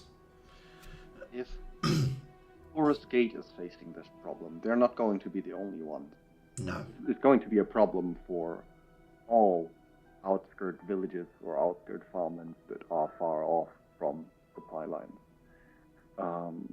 So, strategically speaking, wouldn't it make sense to use this as a starting point to figure out strategic locations to get to those remote villages quicker? It doesn't have to be stationed here directly, but, I don't know, half a day's travel away from here or such that also would cover other areas would be a more widespread solution. Wasn't there a watchtower that some group took up residence in? You guys did see that, yeah. Although you don't know who's in it. Yeah. Axel would say the best possible result, the best possible way of dealing with this is either to A, stop the paladin attacks on trains, because that would free the normal groups up to deal with this sort of problem. And the other one is having more Empress Knights on our side that we can leverage into protecting these areas more frequently, shall we say. Unfortunately, I think both of those are sort of out of our grasp, at least today. Mm-hmm.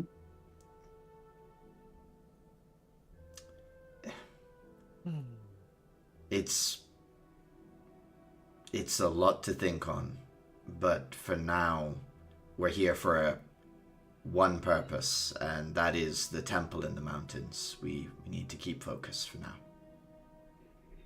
Yeah, we should be good on resources for that. We'll stay one more night here in town, and then we'll make the trek into the mountains tomorrow morning. That's good. Benoit did mention to be careful, but I don't think it's anything we didn't know before. Many people went there already to explore and none returned. That is interesting. I thought people were living up there. People feel called to go there. Sometimes they come back, sometimes they don't. That's kind of what I've gathered. This is an astropath, is what he said, astropath? Yeah, I'll spell it for you. Path. Yeah, Astro. So it deals with the stars? It does. You can give me a history check if you wanted to. I was gonna say that, or what kind of insight would I be trying to get? You can roll. Action between. You can roll Hey, any. history first. You can roll any check you want. The information I'll give you is different. If you're this was already a difficult history check. This isn't something you covered in class. Doesn't mean anything to you. You can piece the words together. You're like star, like place you can get to the stars from. Constellations. Like yeah. Prophecy. Yeah, you go straight into boyfriend problems and that's it. Brain turns off. Well, yeah. no. Would people who are as cultic and obsessed with the goddess devout, would they be the ones making pilgrimages here? If people knew this would here, they would definitely pilgrimage to it. But from what you can tell from talking to Axel, it's not common knowledge it's here. It seems to be local knowledge that it's here. Okay, you see her like squinting her eyes, like just. I got nothing. Alright, Axel, you guys might know more about this. Is there, in like this, in Heaven's Pillar, or like this northern region more generally, what is the cultural meaning of, like, what is the cultural significance of stars here? Clara, Or you can half answer stars? any way you want here if you want. I don't think we've ever talked about this, so... Is this Heaven's Pillar? Yeah, after yeah. all? I guess. Well, it's sort of where all the trees like to reach to. You can learn a lot from tracking the pattern of the stars. Originally, people did it just to, well, navigate.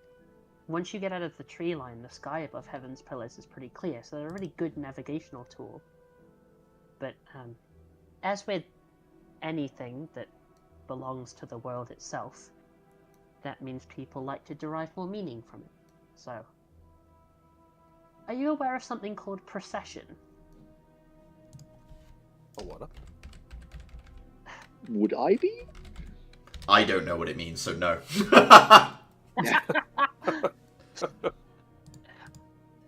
Procession is... Well, you know when you look up in the sky, sometimes you can see patterns, right? Mm-hmm. So, those patterns aren't ever in actually fixed positions. They move. And so, there are people who study the procession of stars in the sky, watching them move from place to place. When you're actually paying attention and observing it, they move faster than you might think over the course of weeks, months, years. And they determine meaning from it. So, I suppose, if you were to dedicate your whole life to that, who knows what you might know? People would definitely see that as like a goddess sign, I suppose. Axel will What I'm add... getting from that is very intellect focused. Yeah. Yeah, it's a study, for sure. Axel would add the mountains here that range to the east were inhabited by giant folk a long time ago. I know they had some obsession with the stars as well. The goddess seemingly taught everything that she taught humanity to the giants first. That includes craft, that includes writing and other things like that. I believe that they had an innate fascination with the stars as well. So maybe it has something to do with that too, but I couldn't say for sure. It's far from my field of expertise.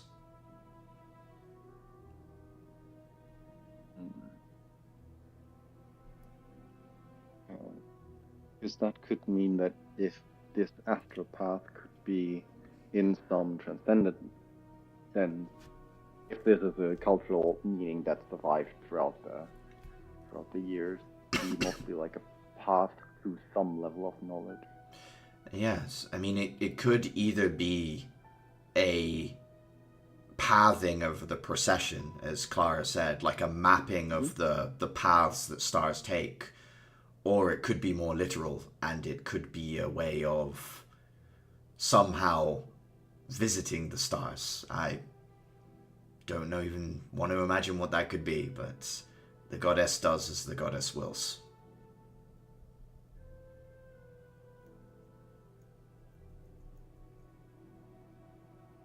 I guess we'll find out soon enough. Yeah.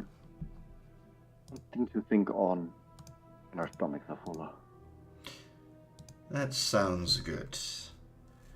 And I think that's a good place to leave off with you guys heading back to Bertrand's, and we'll pick up with you guys, you know, getting some rest and heading off into the mountains next week. Choice.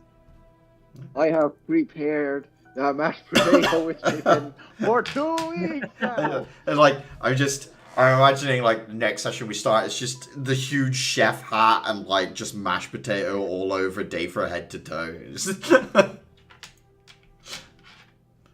I will say, I had to mute myself